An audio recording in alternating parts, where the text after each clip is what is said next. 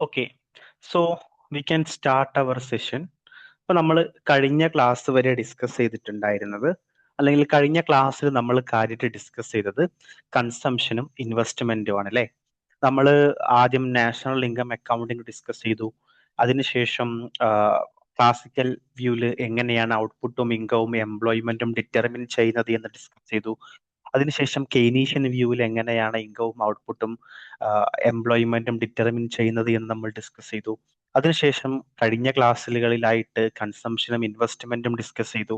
ഇന്ന് നമുക്ക് നോക്കാനുള്ളത് വളരെ ഇമ്പോർട്ടൻ്റ് ആയിട്ടുള്ള മൾട്ടിപ്ലയർ ആൻഡ് ആക്സിലറേറ്റർ എന്ന് പറയുന്ന ഒരു ഏരിയയാണ്. എന്താണ് മൾട്ടിപ്ലയർ, എന്താണ് ആക്സിലറേറ്റർ എന്നുള്ള പറയുന്ന ഒരു ഏരിയയാണ്.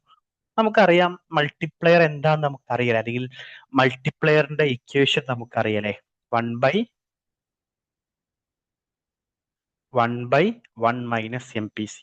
സോ ആരാണ് ഈ മൾട്ടിപ്ലയർ ഇൻട്രൊഡ്യൂസ് ചെയ്ത ആള്? നമ്മൾ കൺസെപ്റ്റിലേക്ക് പോകുന്നതിന് മുമ്പ് ചോദിക്കാണ് കേട്ടോ, ആരാണ് ഈ പറയുന്ന മൾട്ടിപ്ലയർ ആദ്യമായി ലോകത്ത് ഇൻട്രൊഡ്യൂസ് ചെയ്തിട്ടുള്ളത്? ആരാണ്?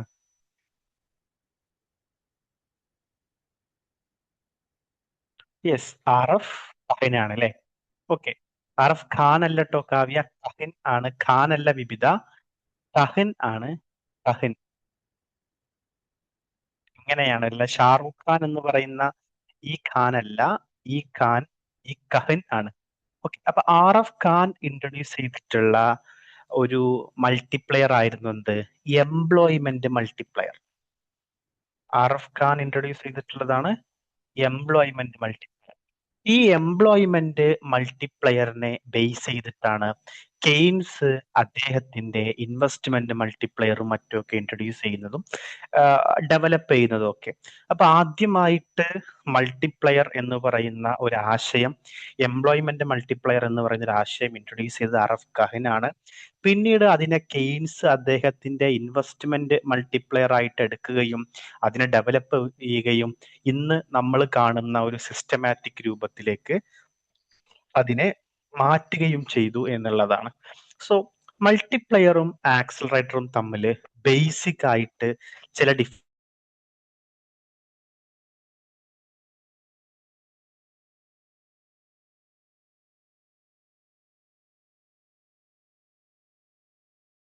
ചേഞ്ച് എങ്ങനെയാണ് ഇൻകത്തിൽ ചേഞ്ച് വരുത്തുക? ഇൻവെസ്റ്റ്മെന്റിൽ വരുന്ന ചേഞ്ച് എങ്ങനെയാണ് ഇൻകത്തിൽ ചേഞ്ച് വരുത്തുക എന്നുള്ളതാണ് മൾട്ടിപ്ലയർ ട്രൈ ചെയ്യുന്നത്. പക്ഷേ ആക്സിലറേറ്ററിന്റെ കേസിലാണെങ്കിലോ, അത് ഉദ്ദേശിക്കുന്നത് ഇൻകത്തിൽ വരുന്ന ചേഞ്ച് എങ്ങനെയാണ് ഇൻവെസ്റ്റ്മെന്റിൽ ചേഞ്ചസ് വരുത്തുന്നത്, അല്ലെങ്കിൽ ഇൻവെസ്റ്റ്മെന്റിൽ എത്രത്തോളം ചേഞ്ചസ് വരുത്തും എന്നുള്ളതാണ് ആക്സിലറേറ്റർ തിയറി ചെയ്യുന്നത്. അപ്പൊ നമുക്ക് നമുക്ക് മൾട്ടിപ്ലയർ തിയറി ഉണ്ട്, ആക്സിലറേറ്റർ തിയറി ഉണ്ട്. മൾട്ടിപ്ലയർ തിയറി എക്സ്പ്ലെയിൻ ചെയ്യുന്നത് how A change in investment causes multiple changes in income. Initially നമ്മൾ ഒരു ഒരു 100 കോടി രൂപ നമ്മൾ നമ്മുടെ ഇക്കോണമിയിൽ ഇൻവെസ്റ്റ് ചെയ്ത് കഴിഞ്ഞാൽ അത് എത്രത്തോളം ചേഞ്ചസ് ടോട്ടൽ ഇൻകത്തിൽ വരുത്തും എന്നുള്ളതാണ് മൾട്ടിപ്ലയർ തിയറിയിൽ നമ്മൾ പഠിക്കുക. ആക്സിലറേറ്റർ തിയറിയിലാണെങ്കിലോ, explains how change in income or consumption causes a change in investment. നമ്മുടെ ഇൻകം ഒരു 50 കോടി കൂടി കഴിഞ്ഞാൽ അത് എത്രത്തോളം നമ്മുടെ ഇൻവെസ്റ്റ്മെന്റ് ചേഞ്ച് വരുത്തും എന്നുള്ളതാണ് നമ്മുടെ ആക്സിലറേറ്റർ തിയറി പഠിക്കുന്നത്. അപ്പോ സിമ്പിൾ ആയിട്ട് ഇത്രയേ ഉള്ളൂ, മൾട്ടിപ്ലയർ എന്ന് പറഞ്ഞാൽ ഇൻകത്തിൽ വരുന്ന change due to investment change. Okay, ഇനി ആക്സിലറേറ്റർ എന്ന് പറയുകയാണെങ്കിൽ, ആക്സിലറേറ്റർ തിയറി ആണെങ്കിലോ, ഇൻവെസ്റ്റ്മെന്റിൽ വരുന്ന ചേഞ്ച് ഡ്യൂ ടു ഇൻകത്തിൽ വരുന്ന ചേഞ്ച്. ഇത് വളരെ ബേസിക് ആയിട്ടുള്ള, അല്ലെങ്കിൽ നമുക്ക് ഇനി തുടർന്ന് നമുക്ക് നോക്കുവാനൊക്കെ നമുക്ക് ആവശ്യമായിട്ടുള്ള ഏറ്റവും ബേസിക് ആയിട്ടുള്ള ഒരു കാര്യമാണ്. എന്താണ് മൾട്ടിപ്ലയർ, എന്താണ് ആക്സിലറേറ്റർ? മൾട്ടിപ്ലയർ എന്ന് പറഞ്ഞാൽ മനസ്സിലാക്കുക, ഇൻവെസ്റ്റ്മെന്റിലാണ് ചേഞ്ച് വരുന്നത്. ഇൻവെസ്റ്റ്മെന്റിൽ വരുന്ന ചേഞ്ച് ആണ് ഇൻകത്തിൽ ചേഞ്ച് വരുത്തുന്നത്. ഇനി എന്താണ് ആക്സിലറേറ്റർ എന്നുള്ളത് നിങ്ങൾ മനസ്സിലാക്കുക, ചേഞ്ച് വരുന്നത് ഇൻകത്തിലാണ്. ഇൻകത്തിൽ വരുന്ന ചേഞ്ച് എങ്ങനെയാണ് ഇൻവെസ്റ്റ്മെന്റ് എന്നാണ് നമ്മൾ ആക്സിലറേറ്റർ തിയറിയിൽ നോക്കാൻ പോകുന്നത്. അപ്പൊ നമ്മൾ പറഞ്ഞ തന്നെയാണ് meaning of multiplier. Multiplier shows the ratio between change in income and change in investment. ഇൻകത്തിൽ വരുന്ന ചേഞ്ച്, ഇൻവെസ്റ്റ്മെന്റിൽ വരുന്ന ചേഞ്ച്, അതാണ് ഇൻവെസ്റ്റ്മെന്റ് വരുന്ന ചേഞ്ച്, അത് കാരണമായി ഇൻകത്തിൽ എത്രയാണ് ചേഞ്ച് വരുന്നത്, അതാണ് നമ്മൾ കെ എന്ന് പറയുന്ന മൾട്ടിപ്ലയർ കൊണ്ട് നമ്മൾ എന്ത് ചെയ്യും ഉദ്ദേശിക്കുന്നത്. അതായത് ഇൻവെസ്റ്റ്മെന്റിൽ ഒരു ചേഞ്ച് വന്നു കഴിഞ്ഞാൽ അത് മൾട്ടിപ്പിൾ എമൗണ്ട് ചേഞ്ചസ് ഉണ്ടാക്കും എന്നുള്ളതാണ്. അപ്പൊ നിങ്ങൾ നോക്കൂ, investment multiplier K is equal to 0.2 എന്ന് തന്നു. നിങ്ങൾക്ക് നിങ്ങളുടെ എക്സാമിന് തന്നു 0.2. നിങ്ങൾ അഡീഷണൽ ആയിട്ട് കെ ഇസ് ഈക്വൽ ടു 5 എന്ന് തന്നു. Okay, K is equal to 5 എന്ന് തന്നു. മൾട്ടിപ്ലയറിന്റെ വാല്യൂ 5 എന്ന് തന്നു. നിങ്ങളോട് ചോദിക്കുകയാണ്, ഒരു ഇക്കോണമിയിൽ 100 കോടി രൂപയുടെ ഇൻവെസ്റ്റ്മെന്റ് നടത്തി കഴിഞ്ഞാൽ അവിടെ എത്ര രൂപയുടെ ഇൻകത്തിൽ എത്ര രൂപയുടെ അഡീഷണൽ ആയിട്ടുള്ള ചേഞ്ചസ് ഉണ്ടാവുമെന്ന് ചോദിച്ചു കഴിഞ്ഞാൽ എത്രയായിരിക്കും ആൻസർ? ജസ്റ്റ് ഒന്ന് ചാറ്റ് ബോക്സിൽ പറയൂ. നമ്മുടെ മൾട്ടിപ്ലയറിന്റെ വാല്യൂ 5 ആണ്. 100 കോടി രൂപയുടെ ഇൻവെസ്റ്റ്മെന്റ് ആ ഒരു ഇക്കോണമിയിൽ നമ്മൾ നടത്തി. അങ്ങനെ നടത്തി കഴിഞ്ഞാൽ ആ ഇക്കോണമിയിൽ എത്ര രൂപയുടെ ചേഞ്ചസ് ആയിരിക്കും വരുന്നുണ്ടാവുക?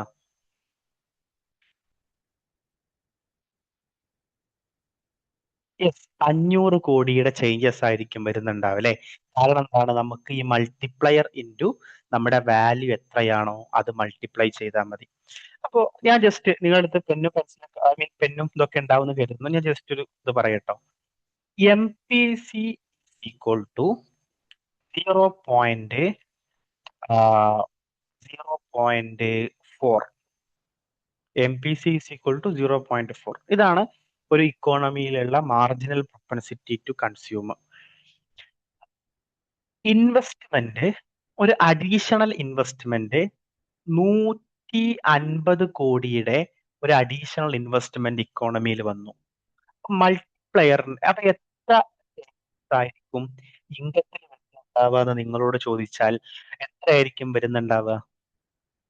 ജസ്റ്റ് ഒന്ന് കാൽക്കുലേറ്റ് ചെയ്തിട്ട് പറയൂ. ക്വസ്റ്റ്യൻ ഇത്രയേ ഉള്ളൂ. PC എന്ന് പറഞ്ഞാൽ 0.4 ആണ്. ഇൻവെസ്റ്റ്മെന്റ് നടന്നത് 156 കോടി രൂപയാണ് എന്നുണ്ടെങ്കിൽ എത്ര കോടി രൂപയായിരിക്കും നമ്മുടെ ഇൻകം വരുന്നുണ്ടാവുക?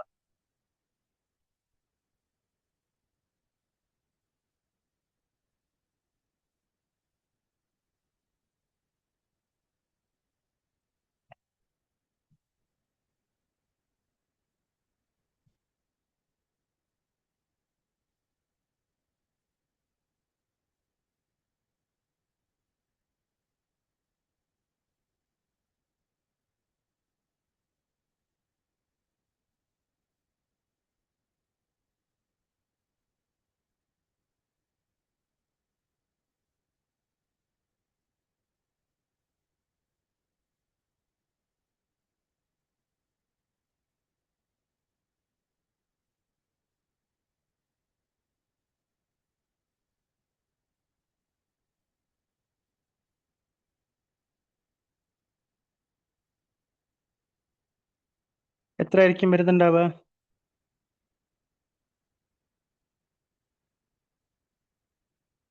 250 ആണോ? അപ്പൊ ഇങ്ങനത്തെ ഒരു ക്വസ്റ്റ്യൻ, ഇത് നോർമലി എക്സാമിന് ചോദിക്കുന്ന ടൈപ്പ് ഓഫ് ക്വസ്റ്റ്യൻ ആണ് കേട്ടോ. അപ്പൊ ഇങ്ങനത്തെ ഒരു ക്വസ്റ്റ്യൻ കണ്ടാൽ നമ്മൾ എന്ത് ചെയ്യേണ്ടി വരും? ആദ്യം നമ്മുടെ ഈ ഒരു മൾട്ടിപ്ലയർ നമ്മൾ കാണേണ്ടി വരും. മൾട്ടിപ്ലയർ നമ്മൾ എങ്ങനെ കാണുക? Multiplier is equal to 1/1 minus MPC, 1/1 minus 0.4, 1/0.6 എന്ന് പറഞ്ഞാൽ എത്രയാണ് ആൻസർ വരിക? 1/0.6 എന്ന് പറഞ്ഞാൽ എത്രയാണ് ആൻസർ വരിക? ഇൻറ്റു 150. അപ്പൊ നമുക്ക് ടോട്ടൽ ചെയ്യുകയാണെങ്കിൽ എത്ര കിട്ടും? 250 എന്ന് കിട്ടും. നിങ്ങൾക്ക് എത്ര കോംപ്ലിക്കേറ്റഡ് ആയിട്ടുള്ള കണക്കൊന്നും തരില്ല കേട്ടോ. MPC 0.8 ഒക്കെയാണ് സാധാരണ എക്സാമിന് നമുക്ക് കാണാറുള്ളത്. അപ്പൊ നമുക്ക് 5 എന്ന് കറക്റ്റ് കിട്ടും, ആ ഒരു നിലക്ക് കിട്ടും. 0.8 എന്നൊക്കെയാണ് കാണാറുള്ളത്. അപ്പൊ നിങ്ങൾക്ക് ഇത് മനസ്സിലായില്ലേ നമ്മൾ എങ്ങനെയാണ് മൾട്ടിപ്ലയർ കൊണ്ട് ഉദ്ദേശിക്കുന്നത് എന്നുള്ളത്? എത്രയാണോ മൾട്ടിപ്ലയറിന്റെ വാല്യൂ, അതുകൊണ്ട് നമ്മൾ നമ്മുടെ ഇൻവെസ്റ്റ്മെന്റിനെ മൾട്ടിപ്ലൈ ചെയ്ത് കഴിഞ്ഞാൽ അത്രയും എമൗണ്ട് ഓഫ് ചേഞ്ചസ് നമ്മുടെ ഇൻകത്തിൽ വരും എന്നുള്ളതാണ് മൾട്ടിപ്ലയർ തിയറി പറയുന്നത്. ഇനിയിപ്പോ നമ്മൾ പറഞ്ഞ തന്നെയാണ് കെയ്നീഷ്യൻ ഇൻവെസ്റ്റ്മെന്റ് മൾട്ടിപ്ലയർ. നമ്മൾ അതിനെ പറയാറുള്ളത് K is equal to 1/1 - MPC എന്നുള്ളതാണ്. ഇതേ ഇക്വേഷനെ തന്നെ നമുക്ക് എങ്ങനെ എഴുതാൻ പറ്റും? 1/1 - MPC എന്നുള്ള ഇക്വേഷനെ നമുക്ക് 1/MPS എന്നും എഴുതാൻ പറ്റും. കാരണം എന്താണ്? നമ്മൾ നേരത്തെ കഴിഞ്ഞ ക്ലാസ്സിൽ പറഞ്ഞിട്ടുണ്ട് MPC plus MPS is equal to 1 എന്ന് പറഞ്ഞിട്ടുണ്ട്. ഇതിൽ നിന്ന് നമുക്ക് ഡിറൈവ് ചെയ്യാൻ പറ്റും MPC is equal to 1 - MPS എന്ന് നമുക്ക് എന്ത് ചെയ്യാൻ പറ്റും? ഡിറൈവ് ചെയ്യാൻ പറ്റും. അപ്പോൾ ഇതിനെയാണ് നമ്മൾ എന്ത് പറയുക? കെയ്നീഷ്യൻ മൾട്ടിപ്ലയർ ഇക്വേഷൻ എന്ന് പറയാ. രണ്ട് മൾട്ടിപ്ലയർ ഇക്വേഷൻസ് ആണ് നമുക്കുള്ളത്. ഒന്ന് 1/1 - MPCയും ഒന്ന് 1/MPCയും. ഇനി മൾട്ടിപ്ലയർ എങ്ങനെയാണ് വർക്ക് ചെയ്യുക? നമ്മൾ നേരത്തെ ഡിസ്കസ് ചെയ്തു കേട്ടോ. അതൊന്നും കൂടി ഇവിടെ കൊടുത്തിട്ടുണ്ട്, എങ്ങനെയാണ് മൾട്ടിപ്ലയർ വർക്ക് ചെയ്യുക എന്നുള്ളത്. എന്താ പോവാത്തത്? ഓക്കെ, എങ്ങനെയാണ് മൾട്ടിപ്ലയർ വർക്ക് ചെയ്യുക എന്നുള്ളത്? Suppose investment increased by 100 crore rupees and MPC is 0/8. അപ്പൊ എത്ര ചേഞ്ചസ് ആണ് നമ്മുടെ ഇൻവെസ്റ്റ്മെന്റിൽ? 100 കോടി രൂപ ഇൻവെസ്റ്റ്മെന്റിൽ ചേഞ്ചസ് വരുന്ന സമയത്ത് നമുക്ക് കാണാൻ പറ്റുക. അതിന് നമ്മൾ എന്ത് ചെയ്യേണ്ടി വരും? ആദ്യം മൾട്ടിപ്ലയറിന്റെ വാല്യൂ കണ്ടെത്തേണ്ടി വരും. മൾട്ടിപ്ലയറിന്റെ വാല്യൂ നമ്മൾ എങ്ങനെയാ കണ്ടെത്തുക? K is equal to 1/1 - 0.8. 1/0.8 എന്ന് പറഞ്ഞാൽ 1/0.2 എന്ന് പറഞ്ഞാൽ 5 എന്നർത്ഥം അല്ലെ? അപ്പൊ നമുക്ക് എന്ത് ചെയ്യാൻ പറ്റും? നമുക്ക് പറയാൻ പറ്റും നമ്മൾ ഇൻവെസ്റ്റ് ചെയ്തിട്ടുള്ളത് 100 crore rupees ആണ്. അപ്പോൾ 100 × 5 ഈസ് ഈക്വൽ ടു 500 crore rupeesന്റെ ചേഞ്ചസ് ആണ് നമുക്ക് എന്തിൽ വരുന്നുണ്ടാവുക? ഈ മൾട്ടിപ്ലയർ എഫക്റ്റ് കാരണം 100 കോടി രൂപയുടെ ഇൻവെസ്റ്റ്മെന്റ് നമ്മൾ ചെയ്യുമ്പോൾ ഇൻകത്തിൽ വരുന്നുണ്ടാവുന്ന ചേഞ്ചസ് എന്ന് മനസ്സിലാക്കുക. ഇനി ലീക്കേജസ് ഫോർ മൾട്ടിപ്ലയർ, അതായത് ഈ മൾട്ടിപ്ലയർ പ്രോസസ്സിൽ മൾട്ടിപ്ലയറിന്റെ വാല്യൂ കുറക്കുന്ന ഫാക്ടേഴ്സിനെയാണ് നമ്മൾ എന്ത് പറയാ? ലീക്കേജസ് എന്ന് പറയാം. അപ്പൊ എന്തൊക്കെ കാര്യങ്ങളാണ് മൾട്ടിപ്ലയറിന്റെ വാല്യൂ കുറക്കുന്നത്? അതിനെയാണ് നമ്മൾ എന്ത് പറയാ? ലീക്കേജസ് അല്ലെങ്കിൽ മൾട്ടിപ്ലയർ പ്രോസസ്സിലെ ലീക്കേജസ് എന്ന് നമ്മൾ പറയാ. ഓക്കെ, അപ്പൊ ഇതിൽ പ്രധാനപ്പെട്ട ലീക്കേജസ് ആണ് എന്ത്? ഒന്ന് സേവിങ്. സേവ് ചെയ്ത് കഴിഞ്ഞാൽ എന്ത് ചെയ്യും? മൾട്ടിപ്ലയറിന്റെ പ്രോസസ്സ് കുറയും. ടാക്സ് പേ ചെയ്ത് ടാക്സ് ഇൻക്രീസ് ചെയ്ത് കഴിഞ്ഞാലും മൾട്ടിപ്ലയറിന്റെ വാല്യൂ കുറയും. ഇമ്പോർട്ട് കൂടിക്കഴിഞ്ഞാൽ കുറയും. ഡെപ്റ്റ്, കടം വാങ്ങിയത് റീപേ ചെയ്ത് കഴിഞ്ഞാൽ നമ്മൾ കുറയും. ഹോർഡിംഗ് ഓഫ് ക്യാഷ് നമ്മൾ പൂഴ്ത്തി വെക്കുകയാണെങ്കിൽ കുറയും. പർച്ചേസ് ഓഫ് എക്സിസ്റ്റിംഗ് അസറ്റ്, അതായത് നമ്മൾ സ്ഥലം വാങ്ങുക അല്ലെങ്കിൽ ബിൽഡിംഗ് വാങ്ങുക, മെഷീനറീസ് വാങ്ങുക പോലെയുള്ളത് നമ്മൾ ചെയ്താലും എന്ത് ചെയ്യും? എക്സിസ്റ്റ് ചെയ്യുന്ന അസറ്റുകൾ വാങ്ങിയാലും കുറയും. അതുപോലെ ഇൻഫ്ലേഷൻ കൂടിയാൽ കുറയും. അതുപോലെ പ്രോഫിറ്റ് ഡിസ്ട്രിബ്യൂട്ട് ചെയ്യാത്ത പ്രോഫിറ്റ് ഉണ്ടെങ്കിലും എന്ത് ചെയ്യും? മൾട്ടിപ്ലയറിന്റെ വാല്യൂസ് കുറയും. അതായത് ലീക്കേജസ് കൂടിക്കഴിഞ്ഞാൽ മൾട്ടിപ്ലയർ എഫക്റ്റ് എന്ത് ചെയ്യും? കുറയും എന്നുള്ളതാണ്.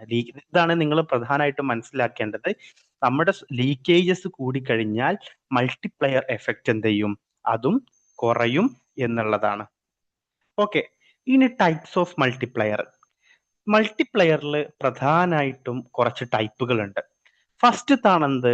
Investment multiplier. നമ്മൾ പറഞ്ഞു ഇൻവെസ്റ്റ്മെന്റ് മൾട്ടിപ്ലയർ എന്ന് പറഞ്ഞാൽ അത് നമ്മൾ നേരത്തെ മനസ്സിലാക്കിയിട്ടുള്ള സെയിം ഇക്വേഷൻ ആണ് 1/1 - MPC. ഇൻവെസ്റ്റ്മെന്റ് മൾട്ടിപ്ലയറോട് നമ്മൾ എന്താ മെഷർ ചെയ്യുന്നത്? നമ്മുടെ ഇൻകത്തിൽ വന്നിട്ടുള്ള നമ്മൾ ഇൻവെസ്റ്റ്മെന്റ് മൾട്ടിപ്ലയറോട് നമ്മൾ എന്താ ഉദ്ദേശിക്കുന്നത്? ഇൻവെസ്റ്റ്മെന്റിൽ വന്നിട്ടുള്ള ചേഞ്ചസ് ഇൻകത്തിൽ എത്രത്തോളം ചേഞ്ചസ് വരുത്തുന്നുണ്ട് എന്നുള്ളതാണ് ഇൻവെസ്റ്റ്മെന്റ് മൾട്ടിപ്ലയർ അല്ലെ? അത് നമ്മൾ നേരത്തെ പഠിച്ച ഇക്വേഷൻ തന്നെയാണ്. KI എന്ന് പറഞ്ഞാൽ investment multiplier is equal to 1/1 minus MPC എന്നുള്ളതാണ്. ഇനി ഗവൺമെന്റ് എക്സ്പെൻഡിച്ചർ മൾട്ടിപ്ലയർ ആണെങ്കിലോ 1/1 മൈനസ് MPC. സെയിം ഇക്വേഷൻ തന്നെയാണ് ഗവൺമെന്റ് എക്സ്പെൻഡിച്ചർ മൾട്ടിപ്ലയറിനും ഇൻവെസ്റ്റ്മെന്റ് മൾട്ടിപ്ലയറിനും നമുക്ക് കാണാൻ പറ്റുക. ഇനി ചേഞ്ച് വരുന്ന മൾട്ടിപ്ലയർ എന്ന് പറഞ്ഞാൽ ടാക്സ് മൾട്ടിപ്ലയർ ആണ്. ടാക്സ് മൾട്ടിപ്ലയർ എന്ന് പറഞ്ഞാല് ടാക്സ് മൾട്ടിപ്ലയറോട് നമ്മൾ എന്താ ഉദ്ദേശിക്കുന്നത്? ടാക്സ് മൾട്ടിപ്ലയർ, ഒന്നാമത്തെ പോയിന്റ്, ടാക്സ് മൾട്ടിപ്ലയർ എപ്പോഴും നെഗറ്റീവ് ആയിരിക്കും എന്നുള്ളതാണ്. കാരണം എന്താണ്? ടാക്സ് കൂടിക്കഴിഞ്ഞാൽ അതെന്ത് ചെയ്യും? ഡിസ്പോസബിൾ ഇൻകത്തെയും കൺസംഷനെയും കുറക്കും, ഇല്ലേ? നമ്മൾ ഡിസ്പോസബിൾ ഇൻകത്തെ നമ്മൾ എങ്ങനെയാണ് കാൽക്കുലേറ്റ് ചെയ്യാറുള്ളത്? ഇൻകത്തിൽ നിന്ന് ടാക്സ് കുറക്കുന്നതാണ്. ഡിസ്പോസബിൾ ഇൻകത്തെ നമ്മൾ എങ്ങനെയാണ് കാൽക്കുലേറ്റ് ചെയ്യാറുള്ളത്? ഈ ഡിസ്പോസബിൾ ഇൻകത്തെ കാൽക്കുലേറ്റ് ചെയ്യാറുള്ളത് ഇൻകത്തിൽ നിന്ന് ടാക്സ് കുറക്കുന്നതാണ്. സ്വാഭാവികമായിട്ടും നമ്മുടെ ടാക്സ് കൂടുകയാണെങ്കിൽ അത് നമ്മുടെ ഡിസ്പോസബിൾ ഇൻകത്തെ കുറക്കും. ഡിസ്പോസബിൾ ഇൻകം കുറഞ്ഞാൽ കൺസംഷൻ കുറക്കും. അപ്പൊ അതുകൊണ്ട് തന്നെ ടാക്സ് മൾട്ടിപ്ലയർ എപ്പോഴും എന്തായിരിക്കും? നെഗറ്റീവ് ആയിരിക്കും. ഇനി ടാക്സ് മൾട്ടിപ്ലയറിന്റെ ഇക്വേഷൻ ആയിട്ട് നമ്മൾ യൂസ് ചെയ്യാറുള്ളത് KT is equal to minus MPC divided by 1 minus MPC എന്നുള്ളതാണ്. Minus MPC divided by 1 minus MPC എന്നുള്ളതാണ്. Take an example. MPC is equal to 0.3 എന്ന് തന്നു. MPC is equal to 0.3. Find or calculate tax multiplier. ഒന്ന് ചെയ്യൂ. Tax മൾട്ടിപ്ലയറിന്റെ value ചെയ്യൂ. MPC is equal to 0.3 എന്ന് തന്നിട്ടുണ്ട്. അത് വെച്ചിട്ട് എന്ത് ചെയ്യുക? ടാക്സ് മൾട്ടിപ്ലയറിന്റെ വാല്യൂ കണ്ടെത്തുക.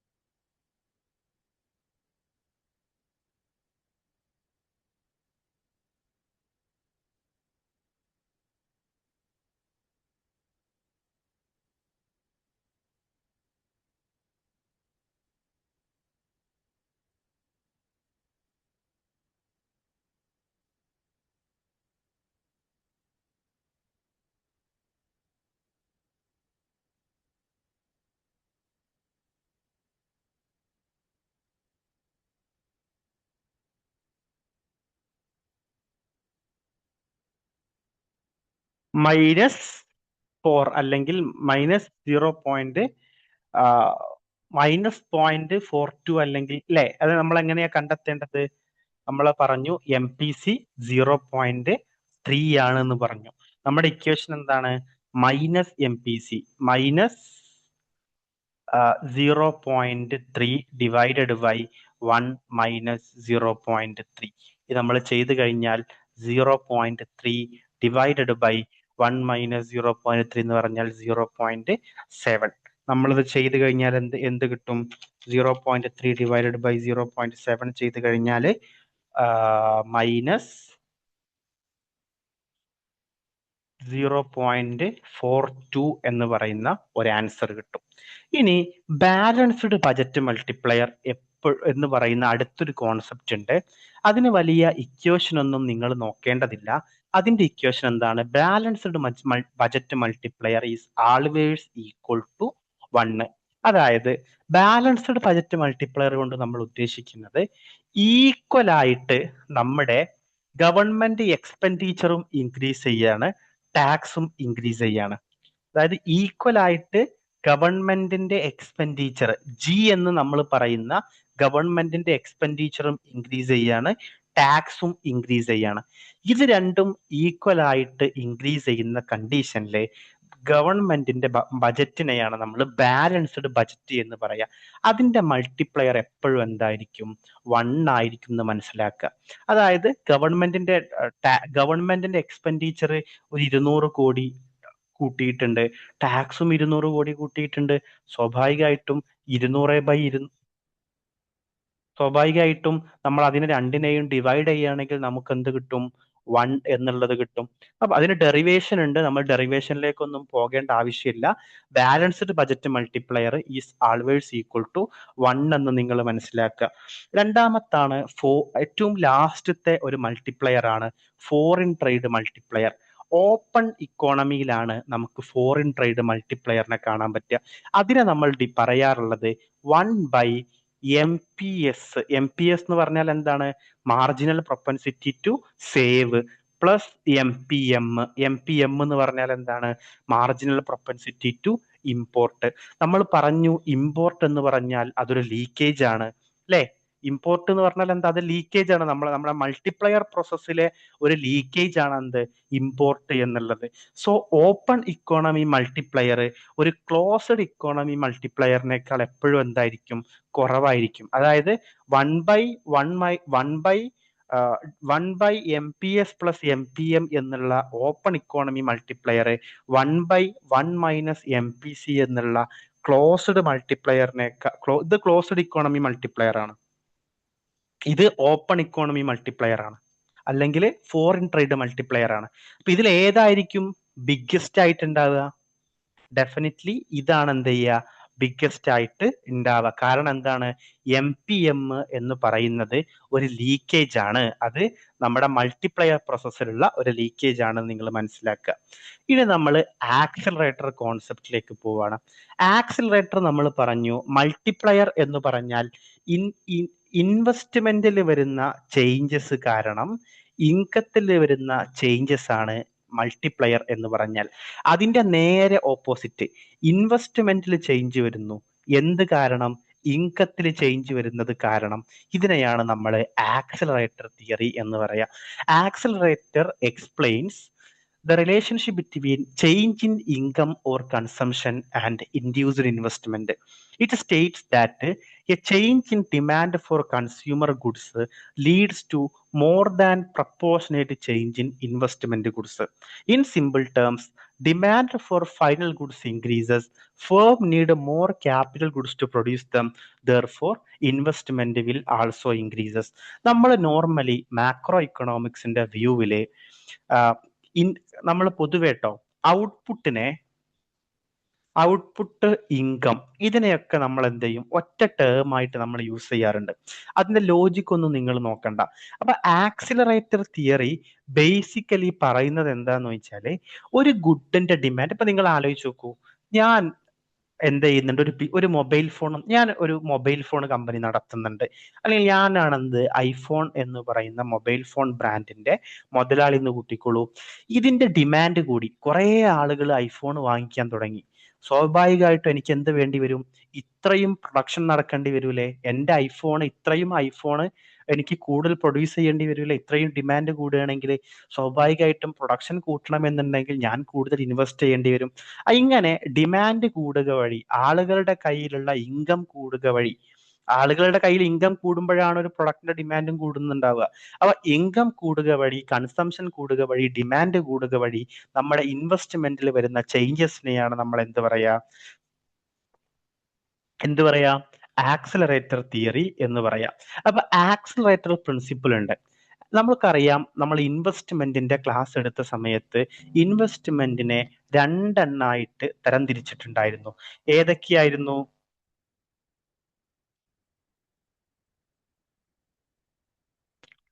അത് ഏതൊക്കെയായിരുന്നു? ഇൻവെസ്റ്റ്മെന്റിനെ ഇൻഡ്യൂസ്ഡ് ഇൻവെസ്റ്റ്മെന്റ് എന്നും അതുപോലെ തന്നെ ഫിക്സഡ് ഇൻവെസ്റ്റ്മെന്റ് എന്നും നമ്മൾ തരംതിരിച്ചിട്ടുണ്ടായിരുന്നു, അല്ലെ? അപ്പൊ ഇൻകത്തിൽ വരുന്ന ചേഞ്ചസ് അനുസരിച്ച് ഇൻവെസ്റ്റ്മെന്റിൽ ചേഞ്ചസ് വരുന്നുണ്ടെങ്കിൽ അത് ഏത് ഇൻവെസ്റ്റ്മെന്റ് ആയിരിക്കും? അത് ഇൻഡ്യൂസ്ഡ് ഇൻവെസ്റ്റ്മെന്റ് ആയിരിക്കും. അപ്പൊ ഇൻഡ്യൂസ്ഡ് ഇൻവെസ്റ്റ്മെന്റ് ഡിപ്പെൻഡ് ചെയ്യുന്നത് ചേഞ്ചസ് ഇൻ, നമ്മൾ നേരത്തെ പറഞ്ഞ പോലെ changes in income or output ആണ്. അപ്പൊ induced investment in time period T, ഏതെങ്കിലും ഒരു ടൈം പീരീഡ് നമ്മൾ IT എന്ന് പറയാം, നമ്മൾ എഴുതുന്നുണ്ട്. Induced investment in time period T is equal to, നമുക്ക് ഇവിടെ ഒരു V ഉണ്ട്. ഈ Vനെ നമ്മൾ കാണിക്കാറുള്ളത് ആക്സലറേറ്റർ കോഎഫിഷ്യന്റ് ആണ്. അതായത് നമ്മളത് എന്താന്നുള്ളത് പറയൂട്ടോ. സിമ്പിൾ ആയിട്ട് നിങ്ങൾ മനസ്സിലാക്കുക, ആക്സലറേറ്റർ കോഎഫിഷ്യന്റ് എന്ന് പറഞ്ഞാൽ ക്യാപിറ്റൽ ഔട്ട്പുട്ട് റേഷ്യോ ആണ്. ക്യാപിറ്റൽ ഔട്ട്പുട്ട് റേഷ്യോ, അതായത് ഒരു ക്യാപിറ്റൽ ഔട്ട്പുട്ട് റേഷ്യോ എന്ന് പറഞ്ഞാൽ എന്താണ്? 10 ഔട്ട്പുട്ട് പ്രൊഡ്യൂസ് ചെയ്യാൻ വേണ്ടിയിട്ട് നമുക്ക് 3 ക്യാപിറ്റൽ നമ്മൾ യൂസ് ആക്കുന്നുണ്ടെങ്കിൽ ഇതാണ് ക്യാപിറ്റൽ ഔട്ട്പുട്ട് റേഷ്യോ. ഇനി നമ്മൾ ഒന്നും കൂടി നല്ലൊരു ടെക്നോളജിക്കൽ ഇംപ്രൂവ്മെന്റ് നമുക്ക് ഉണ്ടാവുകയാണെങ്കിൽ 10 ഔട്ട്പുട്ട് പ്രൊഡ്യൂസ് ചെയ്യാൻ നമുക്ക് ചിലപ്പോൾ 1 ക്യാപിറ്റൽ മതിയാവും. അപ്പൊ ക്യാപിറ്റൽ ഔട്ട്പുട്ട് റേഷ്യോ കുറഞ്ഞു. ഇതിനെയാണ് നമ്മൾ വി എന്നുള്ളത് കൊണ്ട്, വെലോസിറ്റി ഓഫ് ആക്സിലറേറ്റർ കോഎഫിഷ്യന്റ് എന്നുള്ളത് കൊണ്ട് നമ്മൾ ഉദ്ദേശിക്കുന്നത്. ഇനി വി ഇൻറ്റു നമുക്കുള്ളതാണ് വൈ ടി എന്ന് പറഞ്ഞാൽ അത് കറന്റ് ഇൻകം ആണ്, ഇപ്പോൾ ഉള്ള ഇൻകം. നമ്മൾ പറഞ്ഞു ഇൻവെസ്റ്റ്മെന്റ്, ഇൻഡ്യൂസ്ഡ് ഇൻവെസ്റ്റ്മെന്റ് എന്ന് പറഞ്ഞാൽ that is related to income. Y T minus -1. -1 എന്ന് പറഞ്ഞാൽ എന്താണ്? പ്രീവിയസ് ഇൻകം എന്നുള്ളതാണ്, തൊട്ട് മുമ്പ് ഉണ്ടായിരുന്ന ഇൻകം. അപ്പൊ നിങ്ങൾ ഈ ഒരു ഇക്വേഷൻ ഒരു തവണ ഇതിൽ നിന്ന് വന്നിട്ടുള്ള ക്വസ്റ്റ്യൻ എങ്ങനെയാണെന്ന് വെച്ചാൽ 4 ഇക്വേഷൻസ് തന്നു. Like IT is equal to YT into V minus YT -1, ഇങ്ങനെ 4 ഇക്വേഷൻസ്. ഇതിൽ നിന്ന് ആക്സിലറേറ്റർ പ്രിൻസിപ്പിളിനെ കാണിക്കുന്നത് ഏത് ഇക്വേഷൻ ആണ് എന്നുള്ള രൂപത്തിലാണ് ഒരു തവണ ക്വസ്റ്റ്യൻ വന്നത്. അപ്പൊ നമ്മൾ എന്ത് ചെയ്യുക? അതിൽ നിന്ന് ഇക്വേഷൻ കണ്ടെത്തുക എന്നുള്ളതാണ്. ഓക്കെ, ഇനി നമ്മൾക്ക് ആക്സിലറേറ്ററിന്റെ ഒരു എക്സാമ്പിൾ നമുക്ക് നോക്കാം.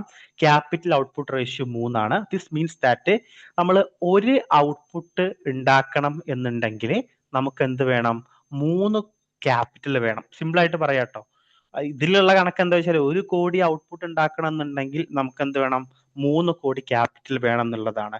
അപ്പൊ ഡിമാൻഡോ ഔട്ട്പുട്ടോ ഒരു 100 കോടി ഇൻക്രീസ് ചെയ്യുകയാണെങ്കിൽ നമുക്ക് എങ്ങനെ പറയാൻ പറ്റും? ഇൻവെസ്റ്റ്മെന്റ് ഈസ് ഈക്വൽ ടു നമ്മുടെ ആ ക്യാപിറ്റൽ ഔട്ട്പുട്ട് റേഷ്യോ ഇൻറ്റു ഇൻകത്തിൽ വന്നിട്ടുള്ള ചേഞ്ച്. അപ്പൊ investment is equal to capital output ratio എത്രയാണ്? നമുക്ക് ഇവിടെ തന്നിട്ടുണ്ട് 3 ആണ്. 3 ഇൻറ്റു ഇത് എക്സാമിന് നിങ്ങൾ UGC നെറ്റ് എക്സാമിന്റെ പെർസ്പെക്റ്റീവില് ഇങ്ങനെ ഒരു ഡയറക്റ്റ് ക്വസ്റ്റ്യൻസ് നമ്മളോട് ചോദിക്കില്ല കേട്ടോ. ഞാൻ ജസ്റ്റ് നിങ്ങൾക്ക് മനസ്സിലാവാൻ വേണ്ടി മാത്രം പറയാണ്. 1 ഈസ് ഈക്വൽ ടു 3 ഇൻറ്റു 100. അപ്പൊ നമുക്ക് എത്രയായി? 300 crore എന്ന് കിട്ടി. അതായത് 100 കോടി ഇൻക്രീസ് നമ്മുടെ ഔട്ട്പുട്ടിൽ അല്ലെങ്കിൽ ഡിമാൻഡിൽ ഉണ്ടാവുകയാണെങ്കിൽ അത് 300 കോടി ഇൻഡ്യൂസ്ഡ് ഇൻവെസ്റ്റ്മെന്റിലേക്ക് നമ്മളെ കൊണ്ടുപോകും എന്നുള്ളതാണ് നമ്മുടെ ഈ ഒരു ഇക്വേഷൻ പറയുന്നത്. ഇനി നമുക്ക് എന്തുണ്ട്? ഇപ്പൊ നമ്മൾ പറഞ്ഞു ഈ ഒരു ആക്സിലറേറ്റർ പ്രിൻസിപ്പിൾ നമ്മൾ പറഞ്ഞു എന്ത്? ദർ ഈസ് എ, അതായത് ഇൻകത്തില് അല്ലെങ്കിൽ ഡിമാൻഡില് ചേഞ്ച് വരികയാണെങ്കിൽ ഇൻവെസ്റ്റ്മെന്റിൽ ചേഞ്ച് വരും. ഇതാണ് ആക്സിലറേറ്റർ പ്രിൻസിപ്പിൾ അല്ലെ? ആക്സിലറേറ്റർ പ്രിൻസിപ്പിൾ എന്താ പറഞ്ഞത്? ഇൻകത്തിൽ ചേഞ്ച് വരികയാണെങ്കിൽ അത് ഇൻവെസ്റ്റ്മെന്റിൽ ചേഞ്ച് വരുത്തും എന്നുള്ളതാണ്. അല്ലെങ്കിൽ നമുക്ക് പറയാൻ പറ്റും ഡിമാൻഡിൽ ചേഞ്ച് വരികയാണെങ്കിൽ അത് ഇൻവെസ്റ്റ്മെന്റിൽ ചേഞ്ച് വരുത്തും. അല്ലെങ്കിൽ നമുക്ക് പറയാൻ പറ്റും കൺസംഷനിൽ ചേഞ്ച് വരികയാണെങ്കിൽ അത് ഇൻവെസ്റ്റ്മെന്റിൽ ചേഞ്ച് വരുത്തും. ഇതാണ് ആക്സിലറേറ്റർ മോഡൽ എന്നുള്ളത് കൊണ്ട് നമ്മൾ ഉദ്ദേശിക്കുന്നത്. അതായത് എന്ത് തരത്തിലുള്ള ചേഞ്ചസ് നമ്മുടെ ഡിമാൻഡിലോ നമ്മുടെ കൺസംഷനിലോ നമ്മുടെ ഇൻകത്തിലോ വരികയാണെങ്കിലും അത് ഉടനടി തന്നെ നമ്മുടെ ഇൻവെസ്റ്റ്മെന്റിനെ അത് ബാധിക്കും. അത് ഇൻവെസ്റ്റ്മെന്റിൽ ചേഞ്ച് വരുത്തും എന്നുള്ളതാണ്. പക്ഷെ നിങ്ങൾ ആലോചിച്ച് നോക്കൂ, ഇപ്പൊ നമ്മളൊരു ബിസിനസ് നടത്തുകയാണ്. ഈ ബിസിനസ്സിൽ നമ്മൾ ഉൽപ്പാദിപ്പിക്കുന്ന പ്രൊഡക്റ്റിന്റെ ഡിമാൻഡ് പെട്ടെന്ന് കൂടുകയാണെങ്കിൽ നമുക്ക് ഈ ഒരു തിയറി പറയുന്ന പോലെ 100, 200, 500, 300 കോടികളൊക്കെ പെട്ടെന്ന് കൊണ്ടുപോയി ഇൻവെസ്റ്റ് ചെയ്യാൻ പറ്റുമോ? ഇല്ല, അവിടെ ഒരു ടൈം എടുക്കൂലേ? അപ്പൊ സിമ്പിൾ ആക്സിലറേറ്റർ മോഡൽ പറയുന്നത് ക്യാപിറ്റൽ സ്റ്റോക്കില് ഇൻസ്റ്റന്റ് ആയിട്ടുള്ള അഡ്ജസ്റ്റ്മെന്റ് പോസിബിൾ ആവും എന്നുള്ളതാണ്.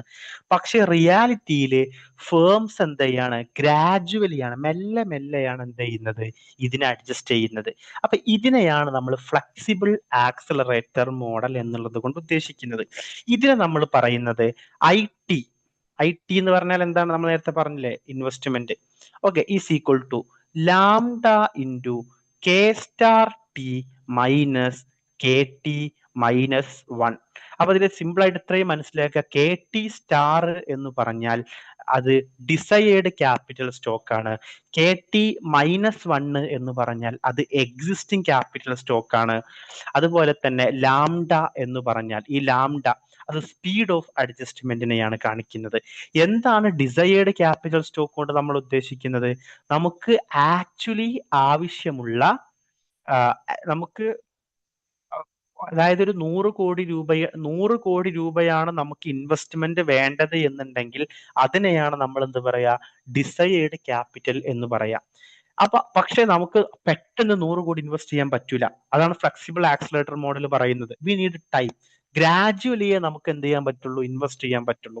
അപ്പൊ ആക്ച്വലി നമ്മുടെ കയ്യിൽ എക്സിസ്റ്റ് ചെയ്യുന്ന ക്യാപിറ്റൽ സ്റ്റോക്കിനെയാണ് നമ്മൾ എന്ത് പറയാ, KT-1 എന്ന് പറയാം. അപ്പൊ ഈ ലാംഡ എന്താ കാണിക്കുന്നത്? സ്പീഡ് ഓഫ് അഡ്ജസ്റ്റ്മെന്റിനെയാണ് കാണിക്കുന്നത് എന്ന് മനസ്സിലാക്കുക.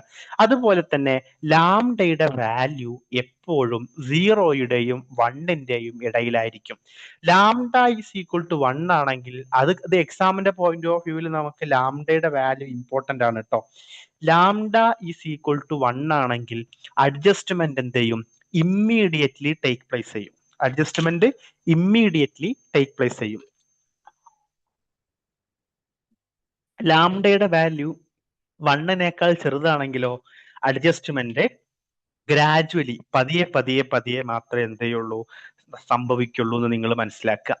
ഇനി ഇപ്പൊ നമ്മൾ ഈ പറഞ്ഞ വിഷയങ്ങൾ തന്നെയാണ് ജസ്റ്റ് നമുക്കൊന്ന് മനസ്സിലാക്കാൻ വേണ്ടി ഒരു ടേബിൾ രൂപത്തിൽ കൊടുത്തിട്ടുണ്ട്. മൾട്ടിപ്ലയർ എന്ന് പറഞ്ഞാൽ അത് ഇൻവെസ്റ്റ്മെന്റ് ടു ഇൻകം ആണ് ചേഞ്ചസ് കാണിക്കുന്നത്. ഇൻവെസ്റ്റ്മെന്റിൽ വരുന്ന ചേഞ്ചസ് ഇൻകത്തിൽ എങ്ങനെയാണ് ചേഞ്ച് വരുന്നത് എന്നാണ്. ആക്സിലറേറ്റർ ആണെങ്കിലോ ഇൻകത്തിലും കൺസംഷനിലും ഡിമാൻഡിലും വരുന്ന ചേഞ്ചസ് എങ്ങനെയാണ് ഔട്ട്പുട്ടിൽ ചേഞ്ചസ് വരുത്തുന്നത്, ഇൻവെസ്റ്റ്മെന്റിൽ ചേഞ്ചസ് വരുത്തുന്നത് എന്നാണ്. ഇതിന്റെ പ്രധാനപ്പെട്ട കോസ് എന്താണ്? മൾട്ടിപ്ലയറിൻ്റെത് ഓട്ടോണമസ് ഇൻവെസ്റ്റ്മെന്റിൽ വരുന്ന ചേഞ്ചസ് ആണ്. ആക്സിലറേറ്ററുടേത് ഇൻകത്തിലോ ഔട്ട്പുട്ടിലോ ഡിമാൻഡിലോ വരുന്ന ചേഞ്ചസുകളാണ്. അതുപോലെ തന്നെ എഫക്റ്റ് എന്തായിരിക്കും? മൾട്ടിപ്ലയറിന്റെ എഫക്റ്റ് എന്തായിരിക്കും? ഇൻകത്തിൽ മൾട്ടിപ്പിൾ ആയിട്ടുള്ള ചേഞ്ചസ് വരുന്നു എന്നുള്ളതായിരിക്കും. ആക്സിലറേറ്ററുടേത് എന്തായിരിക്കും? ഇൻഡ്യൂസ്ഡ് ഇൻവെസ്റ്റ്മെന്റിലാണ് എന്ത് ചെയ്യുക, ചേഞ്ചസ് വരിക. ഇൻഡ്യൂസ്ഡ് ഇൻവെസ്റ്റ്മെന്റ് എന്ന് പറഞ്ഞാൽ എന്താണ്? നമ്മുടെ ആ ഒരു സൊസൈറ്റിയിലുള്ള മണിയുമായിട്ട് ഇൻകവുമായിട്ടൊക്കെ ബന്ധമുള്ള ഇൻവെസ്റ്റ്മെന്റിനെയാണ് നമ്മൾ ഇൻഡ്യൂസ്ഡ് ഇൻവെസ്റ്റ്മെന്റ് എന്ന് പറയാം. മൾട്ടിപ്ലയറിന്റെ ഫോർമുല എന്താണ്? Δy/I ആണ്. അതായത് ഇൻവെസ്റ്റ്മെന്റിൽ ചേഞ്ചസ് വന്നു, അത് കാരണമായി ഇൻകത്തിൽ വന്നിട്ടുള്ള ചേഞ്ച്. ഇനി ആക്സിലറേറ്ററുടെ ഇക്വേഷൻ എന്താണ്? ΔI/Y. ഇതിന്റെ നേരെ ഓപ്പോസിറ്റ് ആയിരിക്കും ആക്സിലറേറ്റർ. ഇൻകത്തിൽ വന്നിട്ടുള്ള ചേഞ്ചസ് കാരണം ഇൻവെസ്റ്റ്മെന്റിൽ വന്നിട്ടുള്ള ചേഞ്ചസ് ആണ്. ഇനി മൾട്ടിപ്ലയർ എന്തുമായിട്ടാണ് ഡിപ്പെൻഡ് ചെയ്യുന്നത്? MPCയുമായിട്ടോ MPSുമായിട്ടോ ആണ്. ആക്സിലറേറ്റർ ആണെങ്കിലോ ക്യാപിറ്റൽ ഔട്ട്പുട്ട് റേഷ്യോയിലാണ് നമുക്ക് ഡിപ്പെൻഡ് ചെയ്യുന്നത്. Multiplier demand side income expansion ആണ് തരുന്നത്. അതുപോലെ ആക്സിലറേറ്റർ ആണെങ്കിൽ ഇൻവെസ്റ്റ്മെന്റ് റെസ്പോൺസ് ടു ഡിമാൻഡ് ആണ് ചെയ്യുന്നത്. ഇനി മൾട്ടിപ്ലയർ നമുക്കറിയാം, RF കഹിൻ ആണ് മൾട്ടിപ്ലയർ ഇൻട്രൊഡ്യൂസ് ചെയ്ത ആള്. അദ്ദേഹം ഇൻട്രൊഡ്യൂസ് ചെയ്തിട്ടുണ്ടായിരുന്നത് എംപ്ലോയ്മെന്റ് മൾട്ടിപ്ലയർ ആയിരുന്നു. എന്നാൽ പിന്നീട് ജോൺ മെയ്നാർഡ് കെയ്ൻസ് എന്ത് ചെയ്തിട്ടുണ്ട്? ആ മൾട്ടിപ്ലയറിനെ അദ്ദേഹത്തിന്റെ ഒരു കെയ്നീഷ്യൻ മൾട്ടിപ്ലയർ ആക്കിയിട്ട് മാറ്റുകയാണ് ഉണ്ടായിരുന്നത്. എന്നാൽ ആക്സിലറേറ്റർ തിയറിക്ക് മുമ്പിൽ ഉണ്ടായിരുന്ന പ്രധാനപ്പെട്ട പ്രൊപ്പോണ്ടേഴ്സ് എന്ന് പറഞ്ഞാൽ അഫ്റ്റേഷ്യൻ, ക്ലാർക്ക്, ഹറോഡ് പോലെയുള്ള പ്രധാനപ്പെട്ട ഇക്കണോമിസ്റ്റുകളാണ്. അതുപോലെ തന്നെ മൾട്ടിപ്ലയർ നമ്മൾ ഉപയോഗിക്കുന്നത് ഫിസ്ക്കൽ പോളിസി അനാലിസിസിലാണ്. What is fiscal policy analysis? നിങ്ങൾ നോക്കൂ, നമ്മൾ ഫിസ്ക്കലും മോണിറ്ററി പോളിസിയും ഒക്കെ വളരെ ഡീറ്റെയിൽ ആയിട്ട് സംസാരിക്കും. എന്നാലും ഫിസ്ക്കൽ പോളിസിയിൽ വരുന്ന രണ്ട് പ്രധാനപ്പെട്ട സംഭവങ്ങളാണെന്ത്? ഗവൺമെന്റ് എക്സ്പെൻഡിച്ചറും ടാക്സും. ഗവൺമെന്റ് എക്സ്പെൻഡിച്ചറിനും മൾട്ടിപ്ലയർ ഉണ്ട്. എന്തായിരുന്നു? 1/1 - MPC അല്ലെ? ടാക്സ് മൾട്ടിപ്ലയർ ഉണ്ടായിരുന്നു -MPC ഡിവൈഡഡ് ബൈ 1 - MPC. അപ്പൊ നോക്കൂ, രണ്ടും കാണിക്കുന്നത് എന്താണ്? ഗവൺമെന്റ് എക്സ്പെൻഡിച്ചറിൽ ചേഞ്ചസ് വരിക എന്ന് പറഞ്ഞാൽ അത് ഫിസ്ക്കൽ പോളിസിയിൽ വരുന്ന ചേഞ്ചസ് ആണ്. അപ്പൊ അല്ലെങ്കിൽ ടാക്സ് കൂട്ടുക, ടാക്സ് കുറക്കുക എന്ന് പറഞ്ഞാലും അത് ഫിസ്ക്കൽ പോളിസിയിൽ വരുന്ന ചേഞ്ചസ് ആണ്. അപ്പൊ മൾട്ടിപ്ലയർ എഫക്റ്റ് അല്ലെങ്കിൽ മൾട്ടിപ്ലയർ പ്രോസസ്സ് കാര്യമായിട്ട് ബേസ് ചെയ്യുന്നത് ഫിസ്ക്കൽ പോളിസി അനാലിസിസിലാണ്. എന്നാൽ നിങ്ങൾ ആലോചിച്ച് നോക്കൂ, നമ്മുടെ ആക്സിലറേറ്റർ എന്താന്ന് പറഞ്ഞല്ലേ, ഇൻകത്തിലും കൺസംഷനിലും ഡിമാൻഡിലും വരുന്നതിനനുസരിച്ച് ഇൻവെസ്റ്റ്മെന്റിൽ ചേഞ്ച് വരുന്നതിനെയാണ് നമ്മൾ ആക്സിലറേറ്റർ എന്ന് പറഞ്ഞത്. ഇൻവെസ്റ്റ്മെന്റിൽ ചേഞ്ച് വരിക എന്ന് പറഞ്ഞാൽ ഇൻവെസ്റ്റ്മെന്റ് കൂടുകയും കുറയുകയും ഒക്കെ ചെയ്യുക.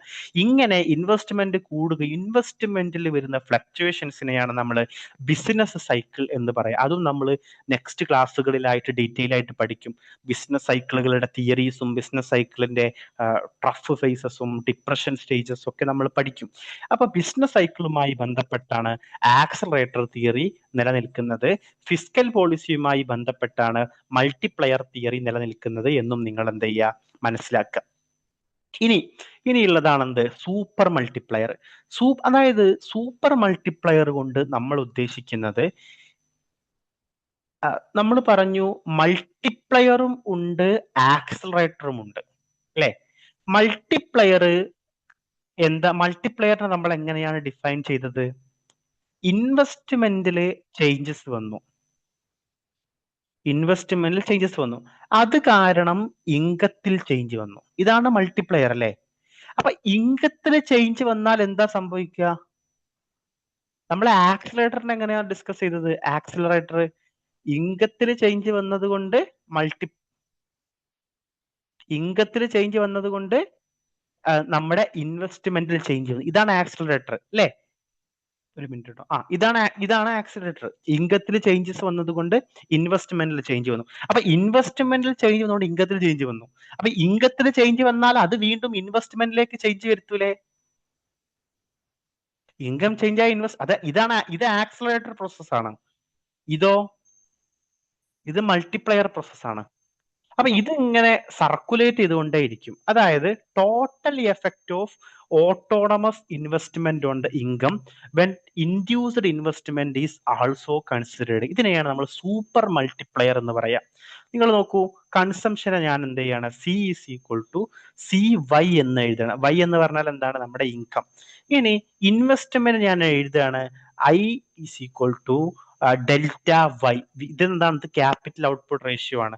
ദെൻ കമ്പൈൻഡ് എഫക്റ്റ്, ഈ മൾട്ടിപ്ലയർ ആക്സിലറേറ്റർ പരസ്പരം കമ്പൈൻ ചെയ്യുന്ന എഫക്റ്റ് എന്തായിരിക്കും?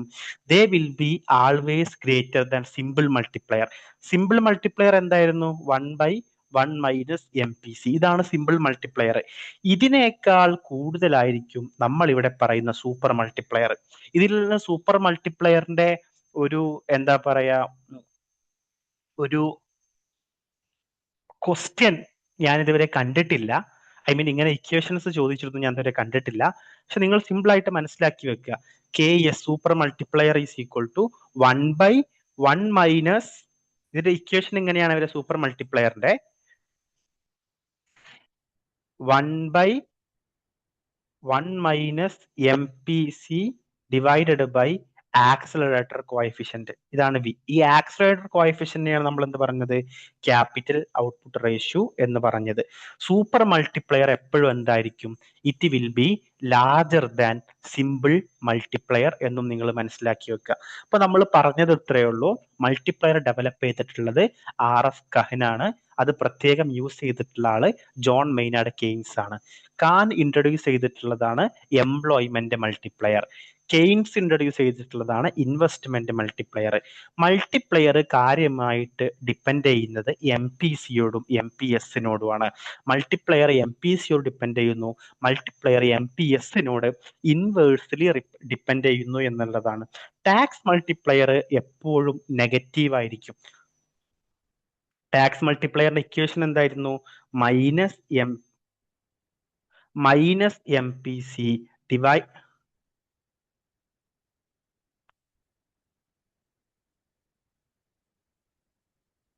-MPC divided by 1 minus MPC എന്നുള്ളതാണ് ടാക്സ് മൾട്ടിപ്ലയറിന്റെ ഇക്വേഷൻ. അപ്പൊ ടാക്സ് മൾട്ടിപ്ലയർ എപ്പോഴും എന്തായിരിക്കും? നെഗറ്റീവ് ആയിരിക്കും. ഇനി ബാലൻസ്ഡ് ബജറ്റ് മൾട്ടിപ്ലയർ ഉണ്ട്, അത് എപ്പോഴും ഈക്വൽ ടു 1 ആയിരിക്കും. അതുപോലെ തന്നെ ഓപ്പൺ ഇക്കോണമി മൾട്ടിപ്ലയർ ഉണ്ട്. ഓപ്പൺ ഇക്കോണമി മൾട്ടിപ്ലയറിന്റെ ഇക്വേഷൻ എന്തായിരുന്നു? ആർക്കെങ്കിലും പറയാൻ പറ്റുമോ? 1/1 MPS പ്ലസ് MPM. പോയോ? ഓപ്പൺ ഇക്കോണമിയുടെ മൾട്ടിപ്ലയർ എന്തായിരുന്നു? ഫോറിൻ ട്രേഡ് മൾട്ടിപ്ലയർ എന്തായിരുന്നു?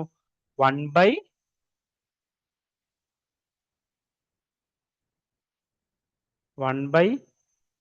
MPS plus MPM. 1 marginal propensity to save plus marginal propensity to import എന്നുള്ളത് നിങ്ങൾ മനസ്സിലാക്കുക. ഇനി ആക്സലറേറ്റർ തിയറി എന്ത് ചെയ്യുന്നുണ്ട്? Induced investment. What is induced investment? Related to income എന്നുള്ളതാണ്. ആക്സലറേറ്റർ ഡിപ്പെൻഡ് ചെയ്യുന്നത് എന്തിനോടാണ്? ക്യാപിറ്റൽ ഔട്ട്പുട്ട് റേഷ്യോ ആണ്. Multiplier runs from investment to income and accelerator runs from income to investment. അത് നിങ്ങൾ പരസ്പരം മാറിപ്പോരുത്. മൾട്ടിപ്ലയർ എന്ന് പറഞ്ഞാൽ ഇൻവെസ്റ്റ്മെന്റിൽ വരുന്ന ചേഞ്ചസ് കാരണം ഇൻകത്തിൽ വരുന്ന ചേഞ്ചസ് ആണ്. എന്നാൽ ആക്സലറേറ്റർ എന്ന് പറഞ്ഞാൽ ഇൻകത്തിൽ വരുന്ന ചേഞ്ചസ് കാരണം അത് ഇൻവെസ്റ്റ്മെന്റിൽ വരുന്ന ചേഞ്ചസ് ആണ് എന്ന് നിങ്ങൾ മനസ്സിലാക്കി വെക്കുക. മൾട്ടിപ്ലയർ ആക്സലറേറ്റർ ഇന്ററാക്ഷൻ, അതായത് മൾട്ടിപ്ലയർ ഇന്ററാക്ട് ചെയ്യും ആക്സലറേറ്റ്, ഇതെന്ത് ചെയ്യും? ബിസിനസ് സൈക്കിളിനെ എക്സ്പ്ലെയിൻ ചെയ്യാൻ നമ്മൾ യൂസ് ചെയ്യും. ഇനി നമ്മളത് ബിസിനസ് സൈക്കിളിലേക്ക് പോകുന്ന സമയത്ത് നമ്മൾ സാമുവൽസന്റെ ഒരു ബിസിനസ് സൈക്കിൾ മോഡൽ പഠിക്കും. അപ്പൊ സാമുവൽസനാണ് ഈ മൾട്ടിപ്ലയർ ആക്സലറേറ്റർ മോഡൽ യൂസ് ചെയ്തിട്ട് ബിസിനസ് സൈക്കിളിനെ എക്സ്പ്ലെയിൻ ചെയ്തിട്ടുള്ള ആള് എന്നും കൂടി നിങ്ങൾ എന്ത് ചെയ്യുക, നമുക്ക് ആ സമയമാകുമ്പോൾ നമ്മൾ പറയും. ഓക്കെ, ഇനി നമുക്ക് നോക്കാനുള്ളതാണ് ഡിമാൻഡ് ഫോർ മണി. സമയത്തിനായി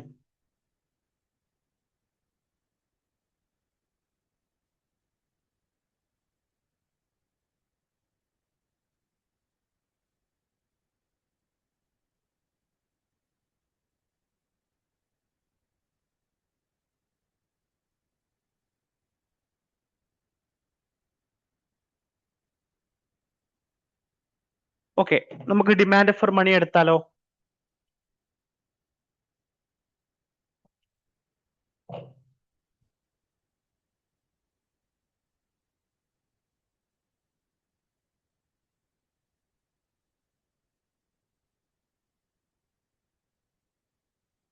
ഓക്കെ, അപ്പൊ നമ്മളെ എംപ്ലോയ്മെന്റ് തിയറി ഒക്കെ പറഞ്ഞു എംപ്ലോയ്മെന്റ് അല്ലെങ്കിൽ വർക്കറെ ആരാണ് ഡിമാൻഡ് ചെയ്യുന്നത്, ആരാണ് സപ്ലൈ ചെയ്യുന്നത്? എംപ്ലോയറെ, ലേബേഴ്സിനെ. ലേബേഴ്സിന്റെ കേസിൽ ഡിമാൻഡ് ചെയ്യുന്നത് ആരാണ്? ഫേംസ് ആണ് അല്ലെ. സപ്ലൈ ചെയ്യുന്നത് ആരാണ്? അത് ഹൗസ് ഹോൾഡ്സ് ആണ്, അല്ലെങ്കിൽ സൊസൈറ്റിയാണ്, അല്ലെങ്കിൽ പോപ്പുലേഷൻ ആണെന്നൊക്കെ നമുക്ക് പറയാൻ പറ്റും. അതുപോലെ മണിയെ, നമ്മുടെ പൈസയെ ആരായിരിക്കും ഡിമാൻഡ് ചെയ്യുന്നുണ്ടാവുക? ആരായിരിക്കും നമ്മുടെ പൈസയെ ഡിമാൻഡ് ചെയ്യുന്നത്? പൈസ സപ്ലൈ ചെയ്യുന്നത് ആരാണ്? നിങ്ങൾ ആലോചിക്കും, മണി സപ്ലൈ ചെയ്യുന്നത് ആരാ?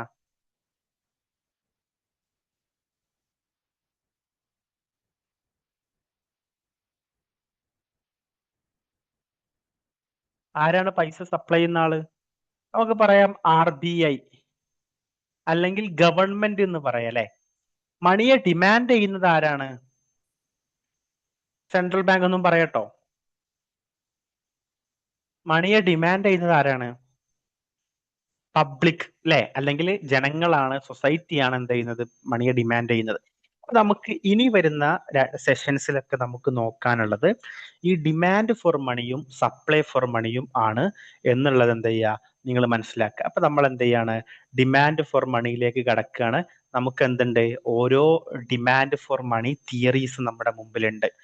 അപ്പോ demand for money means desire of people to hold wealth in the form of money rather than other assets like bond, share, land or gold.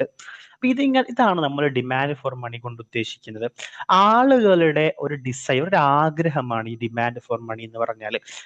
അവരുടെ കയ്യിലുള്ള വെൽത്തിനെ അവര് പൈസയായിട്ട്, ലിക്വിഡ് ആയിട്ടുള്ള പൈസയായിട്ട് അവരവരുടെ കയ്യിൽ സൂക്ഷിക്കുന്നതിനെയാണ്, അല്ലെങ്കിൽ ബാങ്കിൽ സൂക്ഷിക്കുന്നതിനെയാണ് നമ്മൾ എന്ത് പറയാ? ഡിമാൻഡ് ഫോർ മണി എന്ന് പറയാം. നിങ്ങൾ ആലോചിച്ച് നോക്കൂ,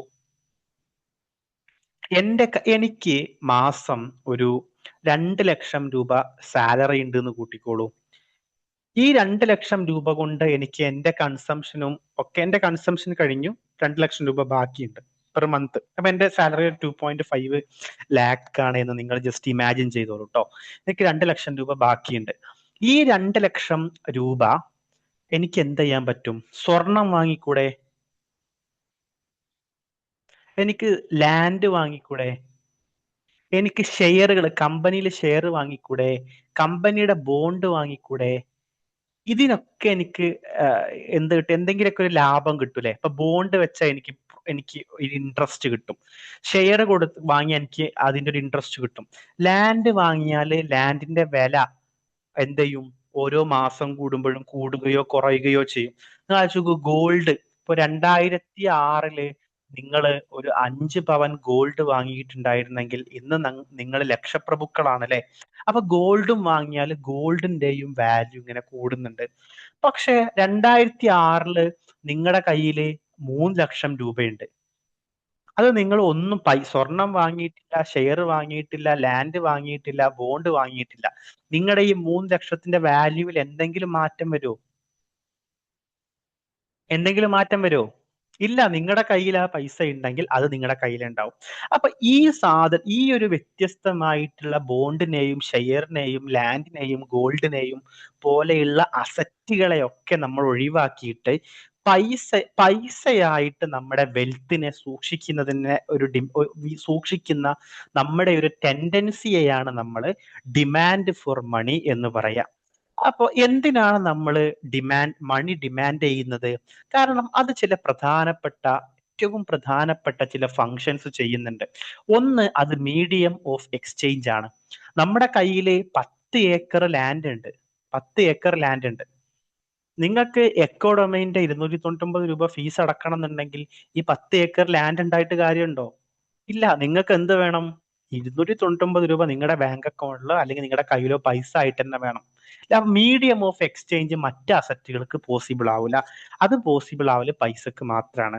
സ്റ്റോർ ഓഫ് വാല്യൂ. നിങ്ങൾക്ക് എന്ത് ചെയ്യാൻ പറ്റും? നിങ്ങളുടെ വാല്യൂസ്, നിങ്ങളുടെ കയ്യിലുള്ള നിങ്ങൾ വർക്ക് ചെയ്തിട്ട് നിങ്ങൾക്ക് സാലറി കിട്ടുകയാണ് 3000 രൂപ. ഈ 3000 രൂപ നിങ്ങൾക്ക് എന്ത് ചെയ്യാൻ പറ്റും? സ്റ്റോർ ചെയ്ത് വെക്കാൻ പറ്റും എന്നുള്ളതാണ്.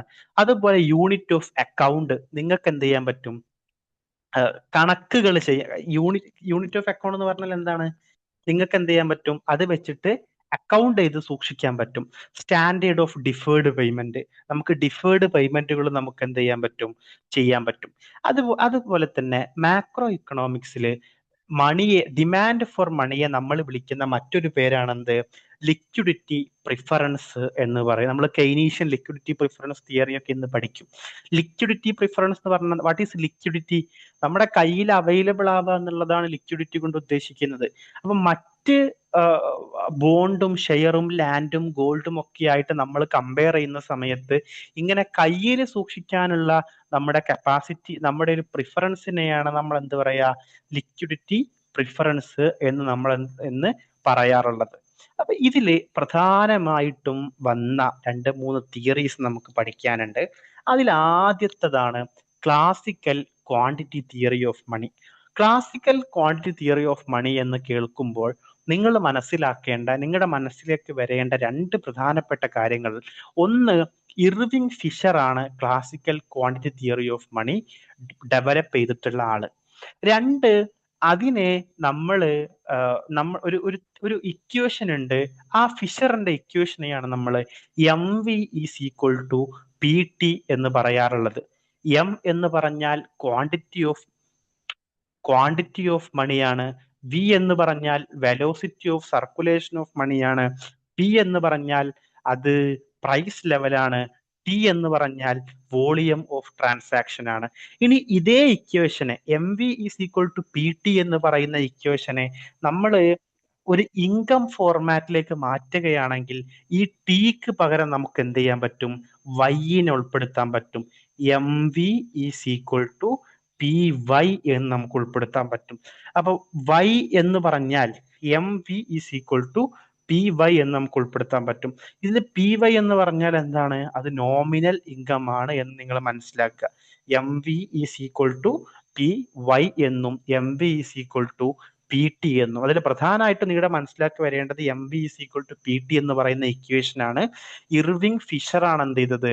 ഈ ഇക്വേഷനെ ഇൻട്രൊഡ്യൂസ് ചെയ്തിട്ടുള്ള ആള്. ഇനി ഈ ഒരു തിയറിക്ക് പ്രധാനമായിട്ടും കുറച്ച് പ്രപ്പോസിഷൻസ് ഉണ്ടായിരുന്നു. ഒന്ന്, M V is equal to P T എന്നാണല്ലോ നമ്മുടെ ഇക്വേഷൻ, അല്ലെങ്കിൽ M V is equal to P Y. ഇതാണ് ഫിഷറിന്റെ ഇക്വേഷൻ. ഇതതിനെ മോഡിഫൈ ചെയ്ത ഇക്വേഷൻ ആണ്. വെലോസിറ്റി ഓഫ് മണി എന്താണ്? അത് കോൺസ്റ്റന്റ് ആണ്. നമ്മൾ ക്ലാസിക്കൽ തിയറീസ് പറഞ്ഞ സമയത്ത് രണ്ട് പ്രധാനപ്പെട്ട കാര്യങ്ങൾ നമ്മൾ പറഞ്ഞിരുന്നു. ഒന്ന് ന്യൂട്രാലിറ്റി ഓഫ് മണി, രണ്ട് ക്ലാസിക്കൽ ഡൈക്കോട്ടമി. നിങ്ങൾ ക്ലാസിക്കൽ ഡൈക്കോട്ടമി ഒക്കെ നിങ്ങൾക്ക് ഓർമ്മയുണ്ടാവും, അല്ലെങ്കിൽ നിങ്ങൾ ആ ക്ലാസ് കേൾക്കണം കേട്ടോ. അപ്പൊ വെലോസിറ്റി ഓഫ് മണി എന്താണ്? അത് കോൺസ്റ്റന്റ് ആണ്. അതുപോലെ തന്നെ real output is determined by real factors. Supply side factors ആണ് ഔട്ട്പുട്ടിനെ ഡിറ്റർമിൻ ചെയ്യുന്നത്. ഇക്കോണമി എന്തായിരിക്കും? എപ്പോഴും ഫുൾ എംപ്ലോയ്മെന്റിലായിരിക്കും. അതുപോലെ മണി എന്താണ്? അത് ന്യൂട്രൽ ആണ്. അതുപോലെ തന്നെ മണി സപ്ലൈ എന്ത് ചെയ്യും? പ്രൈസ് ലെവലിനെ, അതായത് മണി നമ്മൾ പറഞ്ഞു M V is equal to P Y. ഒന്ന് ക്ലിയർ ചെയ്യുന്നുണ്ട് കേട്ടോ, ഒരു മിനിറ്റ്. നമ്മൾ പറഞ്ഞെന്ത്? M V is equal to P T ആണ് ഫിഷർ ഇക്വേഷൻ നമ്മൾ പറഞ്ഞു. ഇതിൽ ടീനെ നമ്മൾ മാറ്റിയിട്ട് അത് ഇൻകം ഫോമിലേക്ക് നമ്മൾ മാറ്റുമ്പോൾ M V is equal to P Y എന്നാവും. ഈ ഒരു ഇക്വേഷനിൽ നിങ്ങൾ ശ്രദ്ധിക്കേണ്ടത് വെലോസിറ്റിയും വൈയും എന്താണ്? കോൺസ്റ്റന്റ് ആണ്. വെലോസിറ്റിയിലും ചേഞ്ചസ് വരില്ല, വൈയിലും നോമിനൽ വാല്യൂവിലും ചേഞ്ചസ് വരില്ല. അപ്പൊ നമുക്ക് എന്ത് ചെയ്യാൻ പറ്റും? M is equal to P എന്ന് എഴുതാൻ പറ്റും. അതായത് മണി സപ്ലൈയില് എന്തെങ്കിലും ചേഞ്ചസ് വരികയാണെങ്കിൽ അതെന്ത് ചെയ്യും? പ്രപ്പോർഷനേറ്റ് ആയിട്ടുള്ള ചേഞ്ചസ് ഏതിൽ കൊണ്ടുവരും? പ്രൈസ് ലെവലിൽ കൊണ്ടുവരും. അപ്പൊ ഈ ക്ലാസിക്കൽ നിങ്ങൾ ആലോചിച്ച് നോക്കൂ, പ്രൈസ് ലെവലിൽ വരുന്ന ചേഞ്ചസിനെയാണ് നമ്മൾ എന്ത് പറയാ? ഇൻഫ്ലേഷൻ അല്ലെങ്കിൽ ഡീഫ്ലേഷൻ എന്ന് പറയാം. അപ്പൊ ഒരു സൊസൈറ്റിയിൽ ഇൻഫ്ലേഷൻ ഉണ്ടെങ്കിൽ അത് കാണിക്കുന്നത് എന്താണ്? മണി സപ്ലൈ ആ സൊസൈറ്റിയിൽ കൂടുതലാണ് എന്നാണ്. അപ്പൊ നമ്മൾ ആ ഇക്കോണമിയിൽ മണി സപ്ലൈ കുറച്ചാൽ നമുക്ക് സ്വാഭാവികമായിട്ടും ഇൻഫ്ലേഷനെ നമുക്ക് കുറക്കാൻ പറ്റും. ഇതാണെന്ത്? ക്ലാസിക്കൽ സിസ്റ്റത്തിലെ പ്രധാനപ്പെട്ട ഒരു ഇംപ്ലിക്കേഷൻ. മണി സപ്ലൈ കൂടിക്കഴിഞ്ഞാൽ പ്രൈസ് ലെവൽ എന്ത് ചെയ്യും? കൂടും എന്നുള്ളതാണ്. ഇനി ഒരു മിനിറ്റ് കേട്ടോ. ഇനി ഡിമാൻഡ് ഫോർ മണി, നമ്മുടെ ഈ ഒരു യൂണിറ്റിന്റെ പേര് അതാണല്ലേ, ഡിമാൻഡ് ഫോർ മണി. അപ്പൊ ഇനി ഫിഷർ ഇക്വേഷൻ ആയിട്ടുള്ള M V is equal to P T എന്ന് പറയുന്ന ഫിഷർ ഇക്വേഷനിൽ നിന്ന്, അല്ലെങ്കിൽ M V is equal to P Y എന്ന് പറയുന്ന ഫിഷർ ഇക്വേഷനിൽ നിന്ന് നമുക്ക് എന്ത് ചെയ്യാൻ പറ്റും? ഡിമാൻഡ് ഫോർ മണിയുടെ ഇക്വേഷൻ നമുക്ക് കാണാൻ പറ്റും. M V is equal to P Y എന്നുള്ളതിനെ നമുക്ക് എങ്ങനെ എഴുതാൻ പറ്റും? M is equal to P Y by V എന്ന് എഴുതാൻ പറ്റും. ഇത് നിങ്ങൾക്ക് ഇത് ജസ്റ്റ് നമ്മൾ റീഅറേഞ്ച് ചെയ്യുന്നേ ഉള്ളൂ കേട്ടോ. M V is equal to P Y ആണ് നമ്മുടെ ഇക്വേഷൻ. അതിനെ റീഅറേഞ്ച് ചെയ്ത് കഴിഞ്ഞാൽ M is equal to P Y divided by V എന്നാവും. ഇനി നമ്മൾക്ക് ഈ വിക്ക് പകരമായിട്ട് നമ്മൾ എന്ത് ചെയ്യാണ്? കെ എന്ന് പറയുന്ന ഒരു കോൺസ്റ്റന്റിനെ ഇൻട്രൊഡ്യൂസ് ചെയ്യാണ്. വി താഴെയാണല്ലോ ഉള്ളത്. അപ്പൊ ഈ വിനെ മുകളിലേക്ക് കൊണ്ടുപോവാൻ കെ എന്ന് പറയുന്ന കോൺസ്റ്റന്റ് ആയിട്ട് 1/v is equal to K എന്നാക്കുകയാണ്. അപ്പൊ ഈ കെനെ നമ്മൾ ഇൻട്രൊഡ്യൂസ് ചെയ്യുകയാണെങ്കിൽ money demand is equal to K P Y എന്ന് നമുക്ക് കിട്ടും. അതായത് ക്ലാസിക്കൽ സിസ്റ്റത്തില് ഡിമാൻഡ് ഫോർ മണി ഡിപ്പെൻഡ് ചെയ്യുന്നത് അത് നോമിനൽ ഇൻകവുമായിട്ടാണ് എന്ന് സാരം. നിങ്ങൾ ഈ ഒരു ഇക്വേഷൻ മാത്രം പഠിച്ചു വെച്ചാൽ മതി കേട്ടോ. M D is equal to K P Y. M D money demand എന്ന് പറഞ്ഞാൽ അത് മറ്റൊന്നുമല്ല, കെ പി വൈ ആണ്. കെ എന്ന് പറഞ്ഞാൽ 1/v എന്ന് പറയുന്ന കോൺസ്റ്റന്റ് ആണ്. P into Y. പി എന്ന് പറഞ്ഞാൽ പ്രൈസ് ലെവലാണ്, വൈ എന്ന് പറഞ്ഞാൽ നോമിനൽ ഇൻകം ആണ് എന്നും നിങ്ങൾ എന്ത് ചെയ്യുക? മനസ്സിലാക്കി വെക്കുക. ഓക്കെ. ഇനി അടുത്തൊരു പ്രധാനപ്പെട്ട തിയറിയാണെന്ത്? കേംബ്രിഡ്ജ് ക്യാഷ് ബാലൻസ് അപ്രോച്ച് എന്നുള്ളത്. Cambridge cash balance approach develop ചെയ്തിട്ടുള്ള ആളുകളാണ് ആൽഫ്രഡ് മാർഷലിനെ പോലെയുള്ള, AC പിഗുവിനെ പോലെയുള്ള, DH റോബേർട്സിനെ പോലെയുള്ള, അതുപോലെ തന്നെ നമ്മുടെ സോ കോൾഡ് കെയ്ൻസ്. കെയ്ൻസ് ഒരു ആക്ച്വലി കേംബ്രിഡ്ജ് സ്കൂൾ ഓഫ് എക്കണോമിക്സിന്റെ ആളൊന്നും അല്ല. പക്ഷെ ആദ്യ കാലത്തെ തന്റെ റൈറ്റിംഗ്സിൽ കെയ്ൻസ് കേംബ്രിഡ്ജ് സ്കൂൾ ഓഫ് ഇക്കണോമിക്സിനെ അല്ലെങ്കിൽ കേംബ്രിഡ്ജ് ക്യാഷ് ബാലൻസ് അപ്രോച്ചിനെ സപ്പോർട്ട് ചെയ്യുകയാണ് ഉണ്ടായിരുന്നത്. ഫിഷർ ട്രാൻസാക്ഷനിൽ ഫിഷർ ട്രാൻസാക്ഷൻ ഫോക്കസ് ചെയ്തിട്ടുള്ളത് എന്തായിരുന്നു? ട്രാൻസാക്ഷൻ അപ്രോച്ച് ആയിരുന്നില്ല. ട്രാൻസാക്ഷൻ അതിനെയാണ് നമ്മൾ എന്ത് പറയാ, MV is equal to PT. ഇവിടെ ട്രാൻസാക്ഷൻ എന്തുണ്ട്, ഇമ്പോർട്ടന്റ് ഉണ്ട്. പക്ഷേ കേംബ്രിഡ്ജ് അപ്രോച്ച് ഫോക്കസ് ചെയ്തിട്ടുള്ളത് ആളുകൾക്ക് പൈസ ഹോൾഡ് ചെയ്യാനുള്ള, കയ്യിൽ ട്രാൻസാക്ഷൻ നടത്താനുള്ളതല്ല, മറിച്ച് കയ്യിൽ ഹോൾഡ് ചെയ്യാനുള്ള ഒരു ഒരു ഒരു ടെൻഡൻസിയെയാണ് ഇവിടെ ഇവര് കേംബ്രിഡ്ജ് ക്യാഷ് ബാലൻസ് അപ്രോച്ചിൽ നമുക്ക് കാണാൻ പറ്റുക. അവരുടെ ഇക്വേഷൻ ആയിരുന്നു എന്ത്? MD is equal to KPY എന്നുള്ളത്. മണി ഡിമാൻഡ് എന്ന് പറഞ്ഞാൽ അത് മറ്റൊന്നുമല്ല, KPY. K എന്ന് പറഞ്ഞാൽ proportion of nominal income people wish to hold as money. അവരുടെ നോമിനൽ ഇൻകത്തിൽ ആളുകൾ കയ്യിൽ വെക്കാൻ ഉദ്ദേശിക്കുന്ന പൈസയുടെ അളവ്. P എന്ന് പറഞ്ഞാൽ പ്രൈസ് ലെവൽ, ഇവിടെ Y എന്ന് പറഞ്ഞാൽ റിയൽ ഇൻകം ആണ്. നമ്മൾ ക്ലാസിക്കൽ സിസ്റ്റത്തിൽ പറഞ്ഞപ്പോഴോ Y എന്ന് പറഞ്ഞാൽ ഇവിടത്തെ Y എന്താണ്? KPY എന്താണ്? നോമിനൽ ആണ്. ഇവിടെ എന്താണ്? റിയൽ ഇൻകം ആണ്. അപ്പൊ മണി മാർക്കറ്റ് ഇക്വിലിബ്രിയം എക്സിസ്റ്റ് ചെയ്യുകയാണെങ്കിൽ M is equal to MD. M എന്ന് പറഞ്ഞാൽ എന്താണ്? Money supply. MD എന്ന് പറഞ്ഞാലോ മണി ഡിമാൻഡ്. അപ്പോഴാണല്ലോ ഇക്വിലിബ്രിയം ഉണ്ടാവുക. അപ്പൊ M is equal to money ഡിമാൻഡിന്റെ ഇക്വേഷൻ നമ്മൾ സബ്സ്റ്റിറ്റ്യൂട്ട് ചെയ്ത് കൊടുക്കുകയാണ്, KPY എന്നുള്ളത്. അപ്പൊ K എന്ന് പറഞ്ഞാൽ എന്താണ്? നമ്മൾ ക്ലാസിക്കൽ വ്യൂവിൽ നമ്മൾ Kനെ പറ്റി പറഞ്ഞില്ലേ, K is nothing but 1/V അല്ലേ? അപ്പൊ ഇതിൽ നിന്ന് നമുക്ക് വീനെ കണ്ടെത്തിക്കൂടെ? 1/K എന്ന്. നിങ്ങൾ ആലോചിച്ച് നോക്കൂ, 10 ഈസ് ഈക്വൽ ടു 5/2 എന്ന് നമ്മൾ എഴുതുകയാണ് അല്ലെ. 5 ഈസ് ഈക്വൽ ടു 10/2 എന്ന് നമ്മൾ എഴുതുകയാണ്. ഇതിൽ നിന്ന് 2നെ നമുക്ക് എങ്ങനെ കണ്ടെത്താൻ പറ്റുക? 2 ഈസ് ഈക്വൽ ടു 10/5 എന്ന് എഴുതിയാൽ പോരെ. അതുപോലെ തന്നെ K is equal to 1/V എന്ന് എഴുതുകയാണ്. അപ്പൊ നമുക്ക് V is equal to 1/K എന്ന് എഴുതിക്കൂടെ? അത് നമ്മൾ അതിൽ നിന്ന് തന്നെ എന്ത് ചെയ്യാണ്? ഡിറൈവ് ചെയ്തിട്ട് എടുക്കുകയാണെന്ന് നിങ്ങൾ മനസ്സിലാക്കിയാൽ മതി. അപ്പോ ഫ്രാക്ഷൻ ഓഫ് K എന്ന് പറഞ്ഞാൽ എന്താണ്? Fraction of nominal income people want to hold as cash balance. കെയുടെ വാല്യൂ 0.25 എന്നാണെങ്കിൽ ആളുകൾ എന്ത് ചെയ്യും? 25% ഓഫ് ദെയർ നോമിനൽ ഇൻകം അവരെന്ത് ചെയ്യും? പൈസയായിട്ട് സൂക്ഷിക്കും എന്നുള്ളതാണ്. ഇനി കേംബ്രിഡ്ജ് അപ്രോച്ചിന്റെ ഫീച്ചേഴ്സ് എന്താണ്? ഇത് ബാലൻസ് അപ്രോച്ചാണ്. ക്യാഷ് ഹോൾഡ് ചെയ്ത് വെക്കാനുള്ള അവരുടെ അപ്രോച്ചാണ്.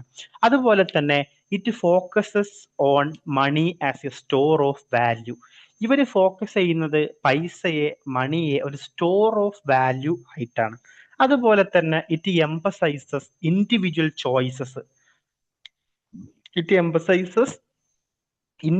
ചോയ്സസ്. ആളുകളുടെ പേഴ്സണൽ ആയിട്ടുള്ള ചോയ്സസിനെ ഇത് എംഫസൈസ് ചെയ്യുന്നുണ്ട്. അതുപോലെ തന്നെ ഡിമാൻഡ് ഫോർ മണി ഡിപ്പെൻഡ് ചെയ്യുന്നത് അത് ഇൻകവുമായിട്ടാണ്. അതുപോലെ തന്നെ ഫിഷർ ഇക്വേഷനേക്കാൾ ഇത് ഒരു ബിഹേവിയറൽ അപ്രോച്ചാണ്. ഒന്നുകൂടി നമുക്ക് റിയാലിറ്റിയിൽ കാണാൻ പറ്റുന്ന രൂപത്തിലുള്ള അപ്രോച്ചാണ്. അപ്പൊ നമുക്ക് എന്ത് ചെയ്യാം? ഇപ്പൊ ജസ്റ്റ് പറഞ്ഞതിനെ നമുക്കൊന്ന് സമ്മറൈസ് ചെയ്യാം. ഫിഷേഴ്സിൻ്റെത് മണി സ്പെൻഡ് ചെയ്യുന്ന ഇക്വേഷനാണ്. കേംബ്രിഡ്ജ് അപ്രോച്ച് മണി ഹോൾഡ് ചെയ്യുന്ന ഇക്വേഷനാണ്. ഫിഷറിന്റെ ഇക്വേഷൻ നമ്മൾ വിളിക്കുന്നത് ട്രാൻസാക്ഷൻ അപ്രോച്ച് എന്നുള്ളതാണ്. കേംബ്രിഡ്ജ് അപ്രോച്ച് നമ്മൾ വിളിക്കുന്നത് ക്യാഷ് ബാലൻസ് അപ്രോച്ച് എന്നുള്ളതാണ്. ഫിഷറിന്റെ equation MV is equal to PT ആണ്. Cash balance approach M is equal to KY ആണ്. കീ വേരിയബിൾ ഇവിടെ വെലോസിറ്റി ആണ്, ഇവിടെ ക്യാഷ് ബാലൻസ് റേഷ്യോ ആണ്. ഇനി വ്യൂ ഓഫ് മണി ഇവിടെ മീഡിയം ഓഫ് എക്സ്ചേഞ്ച് ആണ്. കേംബ്രിഡ്ജ് വേർഷനിൽ എന്താണ്? സ്റ്റോർ ഓഫ് വാല്യൂ ആണ്. അതുപോലെ തന്നെ ഫിഷേഴ്സിന്റെ ക്വാണ്ടിറ്റി തിയറി ഒരു മെക്കാനിക്കൽ അപ്രോച്ച് ആണ്. അതുപോലെ കേംബ്രിഡ്ജ് അപ്രോച്ചിൽ വരുന്നത് ഒരു ബിഹേവിയറൽ അപ്രോച്ച് ആണ് എന്നും നിങ്ങൾ മനസ്സിലാക്കി വെക്കുക. ഇനിയുള്ളതാണ് കെയ്നീഷ്യൻ ലിക്വിഡിറ്റി പ്രിഫറൻസ് തിയറി. ഏറ്റവും ഇമ്പോർട്ടന്റ് ആണ്. കെയ്ൻസ് അദ്ദേഹത്തിന്റെ liquidity preference theory, demand for money, അദ്ദേഹം ഡെവലപ്പ് ചെയ്തിട്ടുള്ളത് 3 മോട്ടീവ് ബേസ് ചെയ്തിട്ടാണ്. 3 മോട്ടീവ് ബേസ് ചെയ്തിട്ടാണ്. അതായത് എന്തുകൊണ്ടാണ് ഡിമാൻഡ് ചെയ്യുന്നത്, പൈസ ആളുകൾ ഡിമാൻഡ് ചെയ്യുന്നത് എന്ന് 3 മോട്ടീവ് വെച്ചിട്ടാണ് കെയ്ൻസ് എക്സ്പ്ലെയിൻ ചെയ്യുന്നത്.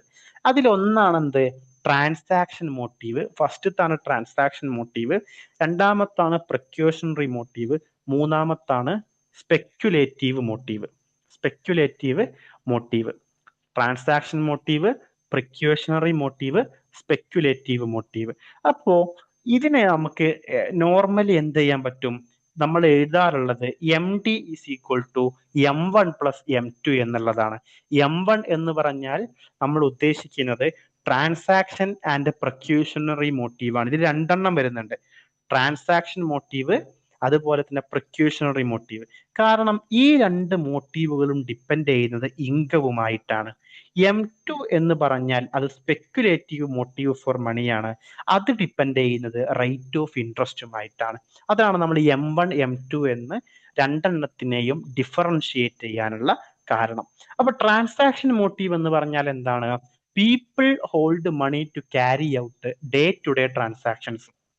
അവരുടെ ഡെയിലി ആയിട്ടുള്ള ആവശ്യങ്ങൾ നിറവേറ്റാൻ വേണ്ടിയിട്ട് ആളുകൾ അവരുടെ കയ്യിൽ സൂക്ഷിക്കുന്ന പൈസയെയാണ് നമ്മൾ ട്രാൻസാക്ഷൻ മോട്ടീവ് എന്ന് പറയാം. അതായത് ഫുഡ് വാങ്ങിക്കാൻ വേണ്ടിയിട്ട്, റെന്റ് പേ ചെയ്യാൻ വേണ്ടിയിട്ട്, ട്രാൻസ്പോർട്ട് എക്സ്പെൻസസ് പേ ചെയ്യാൻ വേണ്ടിയിട്ട്, ബിസിനസിന്റെ പേയ്മെന്റുകൾ കൊടുക്കാൻ വേണ്ടിയിട്ടൊക്കെ. അപ്പോൾ ട്രാൻസാക്ഷൻ മോട്ടീവ് എന്തുമായിട്ടാണ് ബന്ധപ്പെടുന്നത്? നമ്മൾ നേരത്തെ പറഞ്ഞ പോലെ ഇൻകവുമായിട്ടാണ് ബന്ധപ്പെടുന്നത്. അഥവാ ഇൻകം കൂടുതലാണെങ്കിൽ ട്രാൻസാക്ഷൻ ഡിമാൻഡ് ഫോർ മണിയും എന്തായിരിക്കും? കൂടുതലായിരിക്കും. രണ്ടാമത്താണ് പ്രിക്യൂഷണറി മോട്ടീവ്. ഒരു പ്രിക്യൂഷൻ ആയിട്ട് ഒരു പ്രിക്യൂഷൻ എന്ന് പറഞ്ഞത് ഒരു മുൻകരുതലായിട്ട് ആളുകൾ എടുത്തു വെക്കുന്ന ഡിമാൻഡ് ഫോർ മണിയെയാണ് നമ്മൾ പ്രിക്യൂഷണറി മോട്ടീവ് എന്ന് പറയാറുള്ളത്. അതായത് people hold money to meet unforeseen emergencies. പെട്ടെന്ന് വരുന്ന അസുഖങ്ങൾ പോലെയുള്ള, പെട്ടെന്ന് വരുന്ന ആക്സിഡന്റ് അല്ലെങ്കിൽ ജോലി നഷ്ടപ്പെടുക പോലെയുള്ള കാര്യങ്ങൾക്ക് എടുക്കാൻ വേണ്ടിയിട്ട് ആളുകൾ എന്ത് ചെയ്യും? പൈസ എടുത്തു വെക്കും എന്നുള്ളതാണ്. ഇതും എന്തുമായിട്ടാണ് ഡിപ്പെൻഡ് ചെയ്യുന്നത്? ഇതും ഡിപ്പെൻഡ് ചെയ്യുന്നത് ഇൻകവുമായിട്ടാണ് എന്ന് നിങ്ങൾ മനസ്സിലാക്കുക. അപ്പൊ ട്രാൻസാക്ഷൻ മോട്ടീവും പ്രിക്യൂഷണറി മോട്ടീവും is a function of income ആണ്. അതുപോലെ തന്നെ ഈ രണ്ടെണ്ണത്തിനെയും നമുക്ക് എഴുതാൻ പറ്റും ട്രാൻസാക്ഷൻ മോട്ടീവും അല്ലെങ്കിൽ ട്രാൻസാക്ഷൻ മോട്ടീവും പ്രിക്യൂഷണറി മോട്ടീവും എന്താണ്? ഫങ്ഷൻ ഓഫ് ഇൻകം ആണ്. അതിനെയാണ് നമ്മൾ M1 എന്ന് പറയാം. ഇനി സ്പെക്യുലേറ്റീവ് മോട്ടീവ് ആണെങ്കിലോ, സ്പെക്യുലേറ്റീവ് ഡിമാൻഡ് ഫോർ മണി അത് ബേസിക്കലി നമ്മൾക്ക് വരുന്നത് ബോണ്ടുമായി ബന്ധപ്പെട്ടാണ്. അതായത് ഒരു സ്പെക്യുലേഷൻ ആണ്. ആളുകൾ എപ്പോഴും ഇൻഡിഫറന്റ് ആയിരിക്കും ബിറ്റ്വീൻ മണി ആൻഡ് ബോണ്ട്. രണ്ട് ഓപ്ഷൻ ഉണ്ട്. ഒന്നെങ്കിൽ ഇപ്പൊ എന്റെ കയ്യിൽ 2 ലക്ഷം രൂപ എനിക്ക് സാലറി കിട്ടിക്കഴിഞ്ഞാൽ ഇതൊന്നെങ്കിൽ എനിക്ക് പൈസയായിട്ട് എന്റെ കയ്യിൽ സൂക്ഷിക്കാം. ഈ 2 ലക്ഷം രൂപ എന്റെ കയ്യിൽ ഞാൻ സൂക്ഷിച്ചാല് ഒരു 6 മാസം കഴിഞ്ഞാൽ എത്ര രൂപ എന്റെ കയ്യിൽ ഉണ്ടാവും? എത്ര രൂപ കയ്യിലുണ്ടാവും? 2 ലക്ഷം രൂപ മാസം മാസം ഞാൻ കയ്യിൽ സൂക്ഷിക്കുകയാണെങ്കിൽ എന്റെ കയ്യിൽ 6 മാസം കഴിഞ്ഞ് എത്ര രൂപ ഉണ്ടാവും? നിങ്ങൾ ഇവിടെ ഇല്ലേ?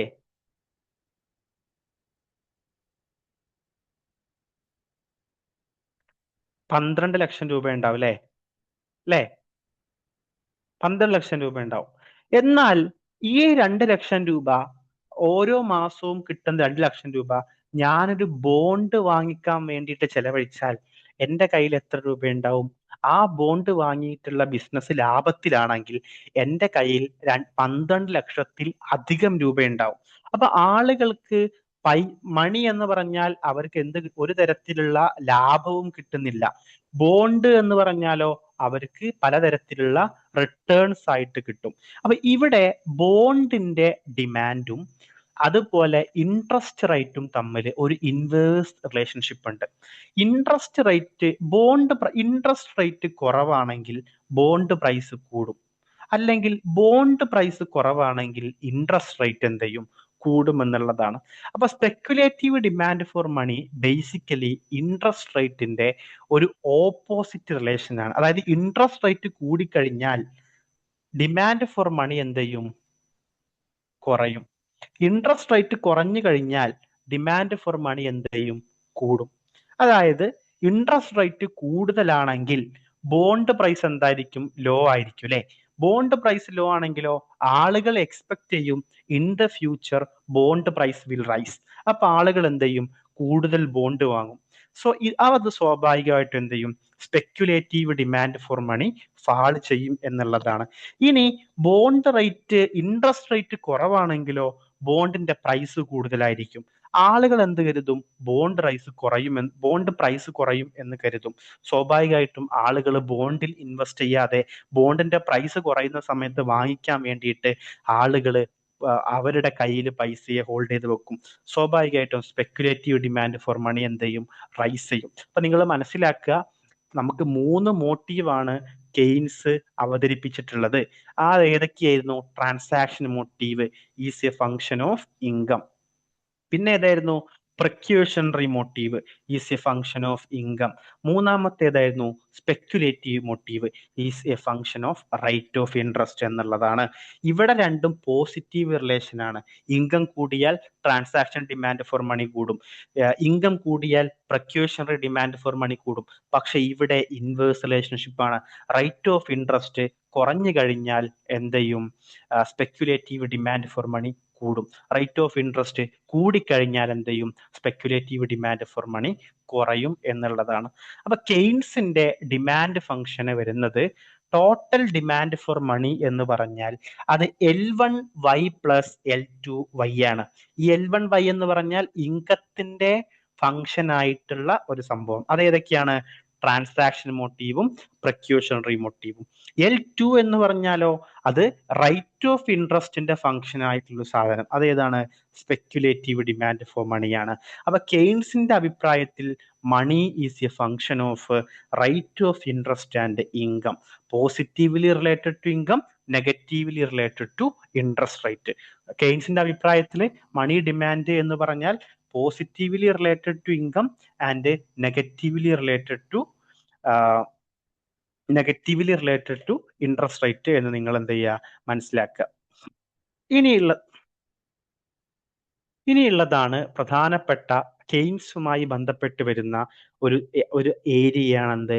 ലിക്വിഡിറ്റി ട്രാപ്പ് എന്ന് പറഞ്ഞാൽ. ലിക്വിഡിറ്റി ട്രാപ്പ് എന്ന് പറഞ്ഞാൽ നമുക്കറിയാം, ഒരു കെയ്നീഷ്യൻ ഡിമാൻഡ് ഫംഗ്ഷനെ നമ്മൾ വരക്കുക ഇങ്ങനെയാണ്. അപ്പൊ ഇതിന്റെ ഈ പോർഷൻ ആണെന്ത്? ലിക്വിഡിറ്റി ട്രാപ്പ് എന്ന് പറയുന്ന portion. Liquidity trap is a situation where interest rate is so low that people prefer to hold all additional money in cash rather than bond. Interest rate വളരെ ലോ ആണ്, വളരെ law ആയതുകൊണ്ട് തന്നെ ആളുകൾക്ക് അത് ബോണ്ടിൽ നിക്ഷേപിക്കാൻ താല്പര്യമില്ല. അപ്പോ അതുകൊണ്ട് ആളുകൾ എന്ത് ചെയ്യും? അവരുടെ പൈസ മുഴുവനായിട്ടും അവര് കയ്യിൽ ഡിമാൻഡ് ആയിട്ട് സൂക്ഷിക്കും, കയ്യിൽ ലിക്വിഡ് ആയിട്ട് സൂക്ഷിക്കും എന്നുള്ളതാണ്. അതായത് വളരെ ലോ റേറ്റ് ഓഫ് ഇൻട്രസ്റ്റിൽ speculative demand for money become perfectly elastic. നമ്മൾ ISLM മോഡൽ പറയുമ്പോൾ ഈ ഒരു ഐഡിയ ഒന്നും കൂടി നിങ്ങൾക്ക് മനസ്സിലാവും ട്ടോ. ഇതിനെയാണ് പെർഫെക്റ്റ് ഇലാസ്റ്റിക് പോർഷൻ എന്ന് പറയാം. ഈ താഴെ കാണുന്ന ഈ സാധനത്തെയാണ് പെർഫെക്റ്റ് ഇലാസ്റ്റിക് പോർഷൻ നമ്മൾ പറയാം. അപ്പോൾ ആ ഒരു പോർഷൻ നമ്മൾ ISLM പറയുമ്പോൾ നിങ്ങൾക്ക് അതൊന്നും കൂടി മനസ്സിലാവും. ഈ സിറ്റുവേഷനിൽ എന്തായിരിക്കും? മോണിറ്ററി പോളിസീസ് എന്തായിരിക്കും? ഇൻഎഫക്റ്റീവ് ആയിരിക്കും. കാരണം ഇവിടെ എന്ത് ചെയ്യൂല, മണി സപ്ലൈയിൽ നമ്മൾ എന്ത് ചേഞ്ചസ് വരുത്തി കഴിഞ്ഞാലും അത് ഇൻട്രസ്റ്റ് റേറ്റിനെ എന്ത് ചെയ്യൂല? കുറക്കൂല. അതുപോലെ തന്നെ ഇൻവെസ്റ്റ്മെന്റിനെ സ്റ്റിമുലേറ്റ് ചെയ്യൂല. സോ കെയ്നീഷ്യൻ അനാലിസിസിൽ നമ്മൾ ഡിപ്രഷനെ പറ്റി പഠിക്കുന്ന സമയത്ത് ലിക്വിഡിറ്റി ട്രാപ്പ് വളരെ ഇമ്പോർട്ടന്റ് ആണ്. അപ്പോൾ ലിക്വിഡിറ്റി ട്രാപ്പ് എന്താ നിങ്ങൾ മനസ്സിലാക്കുക. ഇൻട്രസ്റ്റ് റേറ്റ് വളരെ ലോ ആയിട്ട് പീപ്പിള് അവരുടെ കയ്യില് അവർക്ക് കിട്ടുന്ന ഓരോ അഡീഷണൽ ഇൻകവും ക്യാഷ് അല്ലാതെ ബോണ്ടായിട്ട് സൂക്ഷിക്കാൻ ആഗ്രഹിക്കുന്നതിനെയാണ് നമ്മൾ ലിക്വിഡിറ്റി ട്രാപ്പ് എന്ന് പറയുക. ഇവിടെ സ്പെക്യുലേറ്റീവ് ഡിമാൻഡ് ഫോർ മണി എന്തായിരിക്കും? പെർഫെക്റ്റ്ലി ഇലാസ്റ്റിക് ആയിരിക്കും. അതുപോലെ തന്നെ മോണിറ്ററി പോളിസി എന്തായിരിക്കും? ഇൻഎഫക്റ്റീവും ആയിരിക്കും കൂടി നിങ്ങൾ എന്ത് ചെയ്യുക? മനസ്സിലാക്കി വെക്കുക. ഇനിയുള്ളതാണ് ലാസ്റ്റ് ആയിട്ട് നമുക്ക് നോക്കാനുള്ളതാണ് ഫ്രിഡ്മാന്റെ modern quantity theory of money. അപ്പോൾ ഫ്രിഡ്മാൻ ആണ് എന്ത് ചെയ്യുന്നത്? ഈ ഒരു ഡിമാൻഡിന്റെ തിയറികളിലേക്ക് അസറ്റുകളെ കൊണ്ടുവരുന്നത് ഫ്രിഡ്മാൻ ആണ്. ഡിഫറന്റ് അസറ്റുകളെ, അതായത് ബോണ്ട്, ഇക്വിറ്റീസ് പോലെയുള്ള ഒരുപാട് അസറ്റുകളെ ഫ്രിഡ്മാൻ എന്ത് ചെയ്തു, ഈ തിയറിയിലേക്ക് കൊണ്ടുവന്നു. ഈ ഫ്രിഡ്മാൻ നമ്മുടെ മണിയെ ട്രീറ്റ് ചെയ്തിട്ടുള്ളത് ഒരു ഫോം ഓഫ് വെൽത്ത് ആയിട്ടാണ്. ഈ ബോണ്ട് പോലെ, ഡിബഞ്ചർ പോലെ, ഇക്വിറ്റീസ് പോലെ, നമ്മുടെ മറ്റ് ഷെയറുകൾ പോലെ ഒരു വെൽത്ത് ആയിട്ടാണ് ഫ്രിഡ്മാൻ ഈ നമ്മുടെ മണിയെ ഡിമാൻഡ് ഫോർ മണിയെ കാണുന്നത്. People decide how much money to hold by comparing money with other asset. അവർക്ക് അവൈലബിൾ ആയിട്ടുള്ള ഡിബഞ്ചർ പോലെയുള്ള, ബോണ്ട് പോലെയുള്ള, മ്യൂച്വൽ ഫണ്ട് പോലെയുള്ള മറ്റ് അസറ്റുകളുമായിട്ട് ഇവരെന്ത് ചെയ്യും, പൈസയെ കമ്പയർ ചെയ്യും എന്നുള്ളതാണ്. മണി ഡിമാൻഡ് ഫംഗ്ഷൻ ഫ്രിഡ്മാൻ പറഞ്ഞിട്ടുള്ളത് a function of Y D എന്ന് പറഞ്ഞാൽ പെർമനന്റ്, ഞാൻ ഇവിടെ എഴുതുന്നുണ്ട് കേട്ടോ. Money demand is a function of Y D എന്ന് പറഞ്ഞാൽ പെർമനന്റ് ഇൻകം ആണ്. R B return of bond ആണ്. R E return on equities ആണ്. പൈ ഇ എക്സ്പെക്ടഡ് ഇൻഫ്ലേഷൻ ആണ്. ആൻഡ് യു എന്ന് പറഞ്ഞാൽ ടേസ്റ്റ് ആൻഡ് പ്രിഫറൻസസ് ആണ്. നമ്മൾ റിയൽ ടേമിൽ പറയുകയാണെങ്കിൽ, റിയൽ ടേമും നോമിനൽ ടേമിനും തമ്മിലുള്ള വ്യത്യാസം എന്താണ്? റിയൽ ടേമിൽ നമ്മൾ അതെന്ത് ചെയ്യും, ഒരു ബേസ് ഇയറുമായിട്ട് നമ്മൾ കമ്പയർ ചെയ്യും. അപ്പൊ നമ്മൾ പറയുകയാണെങ്കിലും ഇക്വേഷനിൽ മാറ്റമൊന്നും ഉണ്ടാവില്ല. നമ്മൾ ഈ പറഞ്ഞ ഇക്വേഷൻ തന്നെയാണ് ഉണ്ടാവുക, just MT divided by P എന്ന് വരും. നിങ്ങൾ എത്ര മനസ്സിലാക്കിയാൽ മതി, ഫ്രിഡ്മാൻ എന്ത് ചെയ്തിട്ടുണ്ട്, ഈ പറയുന്ന മണി ഡിമാൻഡ് തിയറിയിലേക്ക് മറ്റ് അസറ്റുകളെ കൂടി ഇൻട്രൊഡ്യൂസ് ചെയ്തു എന്നുള്ളതാണ്. അപ്പൊ ഇതിന്റെ പ്രധാനപ്പെട്ട ഫീച്ചേഴ്സ് എന്തായിരുന്നു? ഒന്ന്, demand for money depend upon permanent income. മണിയുടെ ഡിമാൻഡ് കിടക്കുന്നത് പെർമനന്റ് ഇൻകത്തിലാണ്. അതുപോലെ തന്നെ മണിയെ നമുക്ക് ട്രീറ്റ് ചെയ്യാൻ പറ്റിയ ഒരു അസറ്റ് ആയിട്ടാണ്. ഡിമാൻഡ് ഫോർ മണി എന്ന് പറഞ്ഞാൽ അത് സ്റ്റേബിൾ ആണ്. ഇൻട്രസ്റ്റ് റേറ്റിന് ഡിമാൻഡ് ഫോർ മണിയിൽ വളരെ ലിമിറ്റഡ് ആയിട്ടുള്ള ഇൻഫ്ലുവൻസ് മാത്രമേ ഉള്ളൂ. അതുപോലെ തന്നെ ഇൻഫ്ലേഷൻ എക്സ്പെക്ടേഷൻസ് മണി ഡിമാൻഡിനെ അഫക്റ്റ് ചെയ്യുന്നുണ്ട്. അതുപോലെ തന്നെ വെലോസിറ്റി ഓഫ് മണി നമുക്ക് പ്രഡിക്റ്റ് ചെയ്യാൻ പറ്റും, അത് കോൺസ്റ്റന്റ് അല്ലെങ്കിലും. നിങ്ങൾ ഇതിൽ ഫീച്ചേഴ്സ് ഒന്നും അത്ര ഇമ്പോർട്ടന്റ് അല്ല കേട്ടോ, നമ്മൾ ജസ്റ്റ് പറഞ്ഞു എന്നേ ഉള്ളൂ നിങ്ങൾക്ക് തിയറി മനസ്സിലാവാൻ വേണ്ടിയിട്ട്. അപ്പോ നമ്മൾ കഴിഞ്ഞ ക്ലാസ്സിൽ ഡിസ്കസ് ചെയ്ത ഒരു കൺസംഷൻ ഫംഗ്ഷൻ ഉണ്ടായിരുന്നു, കൺസംഷൻ തിയറി ഉണ്ടായിരുന്നു അല്ലെ, പെർമനന്റ് ഇൻകം ഹൈപ്പോത്തിസിസ് എന്ന് പറയുന്ന. അപ്പൊ മിൽട്ടൺ ഫ്രിഡ്മാൻ തന്നെയാണ് പെർമനന്റ് ഇൻകം ഇൻട്രൊഡ്യൂസ് ചെയ്ത ആള്. അപ്പൊ അതേ ഫ്രിഡ്മാന്റെ തിയറി തന്നെയാണ് ഡിമാൻഡിലുള്ളത്. Friedman argues that permanent income ആണ് മണി ഡിമാൻഡിന്റെ ഏറ്റവും പ്രധാനപ്പെട്ട determinant rather than current income. എനിക്ക് ഇപ്പോ ഞാൻ ഒരു എ എന്ന് പറയുന്ന ഒരു നെറ്റ് കോച്ചിങ്ങിൽ ക്ലാസ് എടുക്കുന്നു, ബി എന്ന് പറയുന്ന കോച്ചിങ്ങിൽ CDE എന്ന് പറയുന്ന ഒരു 5 കോച്ചിങ്ങിൽ ക്ലാസ് എടുക്കുന്നുണ്ടെന്ന് ഇമാജിൻ ചെയ്തോളൂ. എല്ലായിടത്തുനിന്നും കൂട്ടിയിട്ട് ഒരു മാസം എനിക്ക് 2.5 ലക്ഷം രൂപ സാലറി കിട്ടുന്നുണ്ടെന്ന് ഇമാജിൻ ചെയ്തോളൂ. അപ്പോ ഫ്രിഡ്മാൻ, ബാക്കിയുള്ള ആളുകൾ, കെയ്ൻസ് ആവട്ടെ അല്ലെങ്കിൽ ബാക്കിയുള്ള ആളുകളാവട്ടെ, അവരൊക്കെ പറഞ്ഞത് ഈ കറന്റ് ഇൻകം ആണ് എന്റെ ഡിമാൻഡ് ഫോർ മണിയെ സ്വാധീനിക്കുന്നത് എന്നാണ്. പക്ഷെ മിൽട്ടൺ ഫ്രിഡ്മാൻ പറഞ്ഞത് കറന്റ് ഇൻകം അല്ല ഡിമാൻഡ് ഫോർ മണിയെ സ്വാധീനിക്കുന്നത്, മറിച്ച് എന്താണ്, അത് പെർമനന്റ് ഇൻകം ആണ്. പെർമനന്റ് ആയിട്ട് എനിക്ക് എന്താ കിട്ടാൻ പോകുന്നത് അതാണ് എന്നുള്ളതാണ്.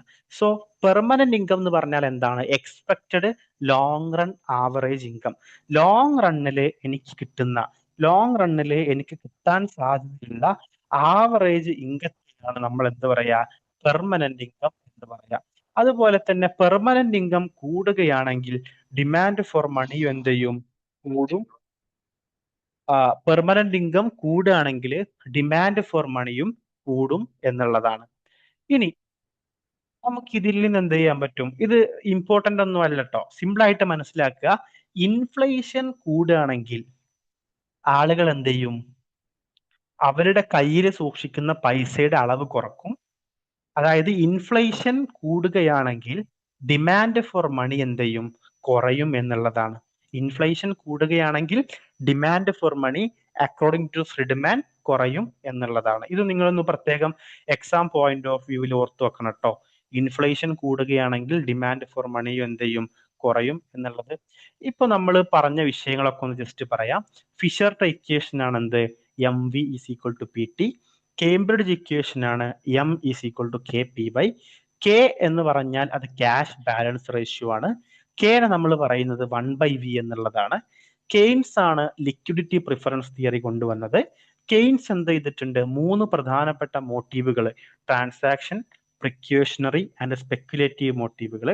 ട്രാൻസാക്ഷൻ ഡിമാൻഡ് ഡിപ്പെൻഡ് ചെയ്യുന്നത് ഇൻകവുമായിട്ടാണ്. പ്രിക്യൂഷണറി ഡിമാൻഡ് ഡിപ്പെൻഡ് ചെയ്യുന്നതും ഇൻകവുമായിട്ടാണ്. സ്പെക്കുലേറ്റീവ് ഡിമാൻഡ് ഡിപ്പെൻഡ് ചെയ്യുന്നത് ഇൻട്രസ്റ്റ് റേറ്റുമായിട്ടാണ്. സ്പെക്കുലേറ്റീവ് ഡിമാൻഡും ഇൻട്രസ്റ്റ് റേറ്റും ഇൻവേഴ്സ്ലി റിലേറ്റഡ് ആണ്.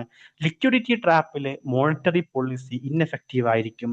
മിൽട്ടൺ ഫ്രിഡ്മാൻ മണിയെ ട്രീറ്റ് ചെയ്തിട്ടുള്ളത് ഒരു അസറ്റ് ആയിട്ടാണ്. ഫ്രിഡ്മാന്റെ തിയറി ഡിപ്പെൻഡ് ചെയ്യുന്നത് പെർമനന്റ് ഇൻകവുമായിട്ടാണ്. അതുപോലെ തന്നെ ഇൻഫ്ലേഷൻ കൂടുകയാണെങ്കിൽ, പൈ കൂടുകയാണെങ്കിൽ ഡിമാൻഡ് ഫോർ മണി എന്ത് ചെയ്യും? കുറയും. അതുപോലെ തന്നെ ഫ്രിഡ്മാൻ പറഞ്ഞു എന്ത്?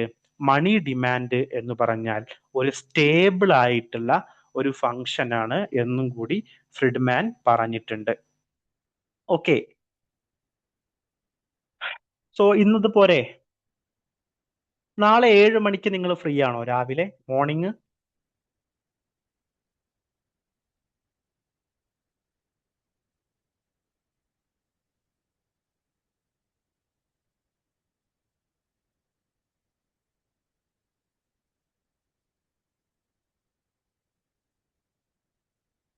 Evening 4 o'clock?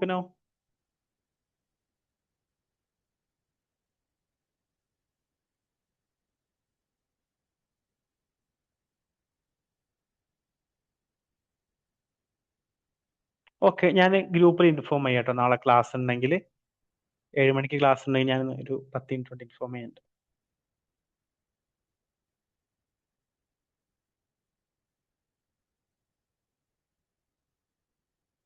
നമുക്ക് വൈൻഡപ്പ് ചെയ്താലോ?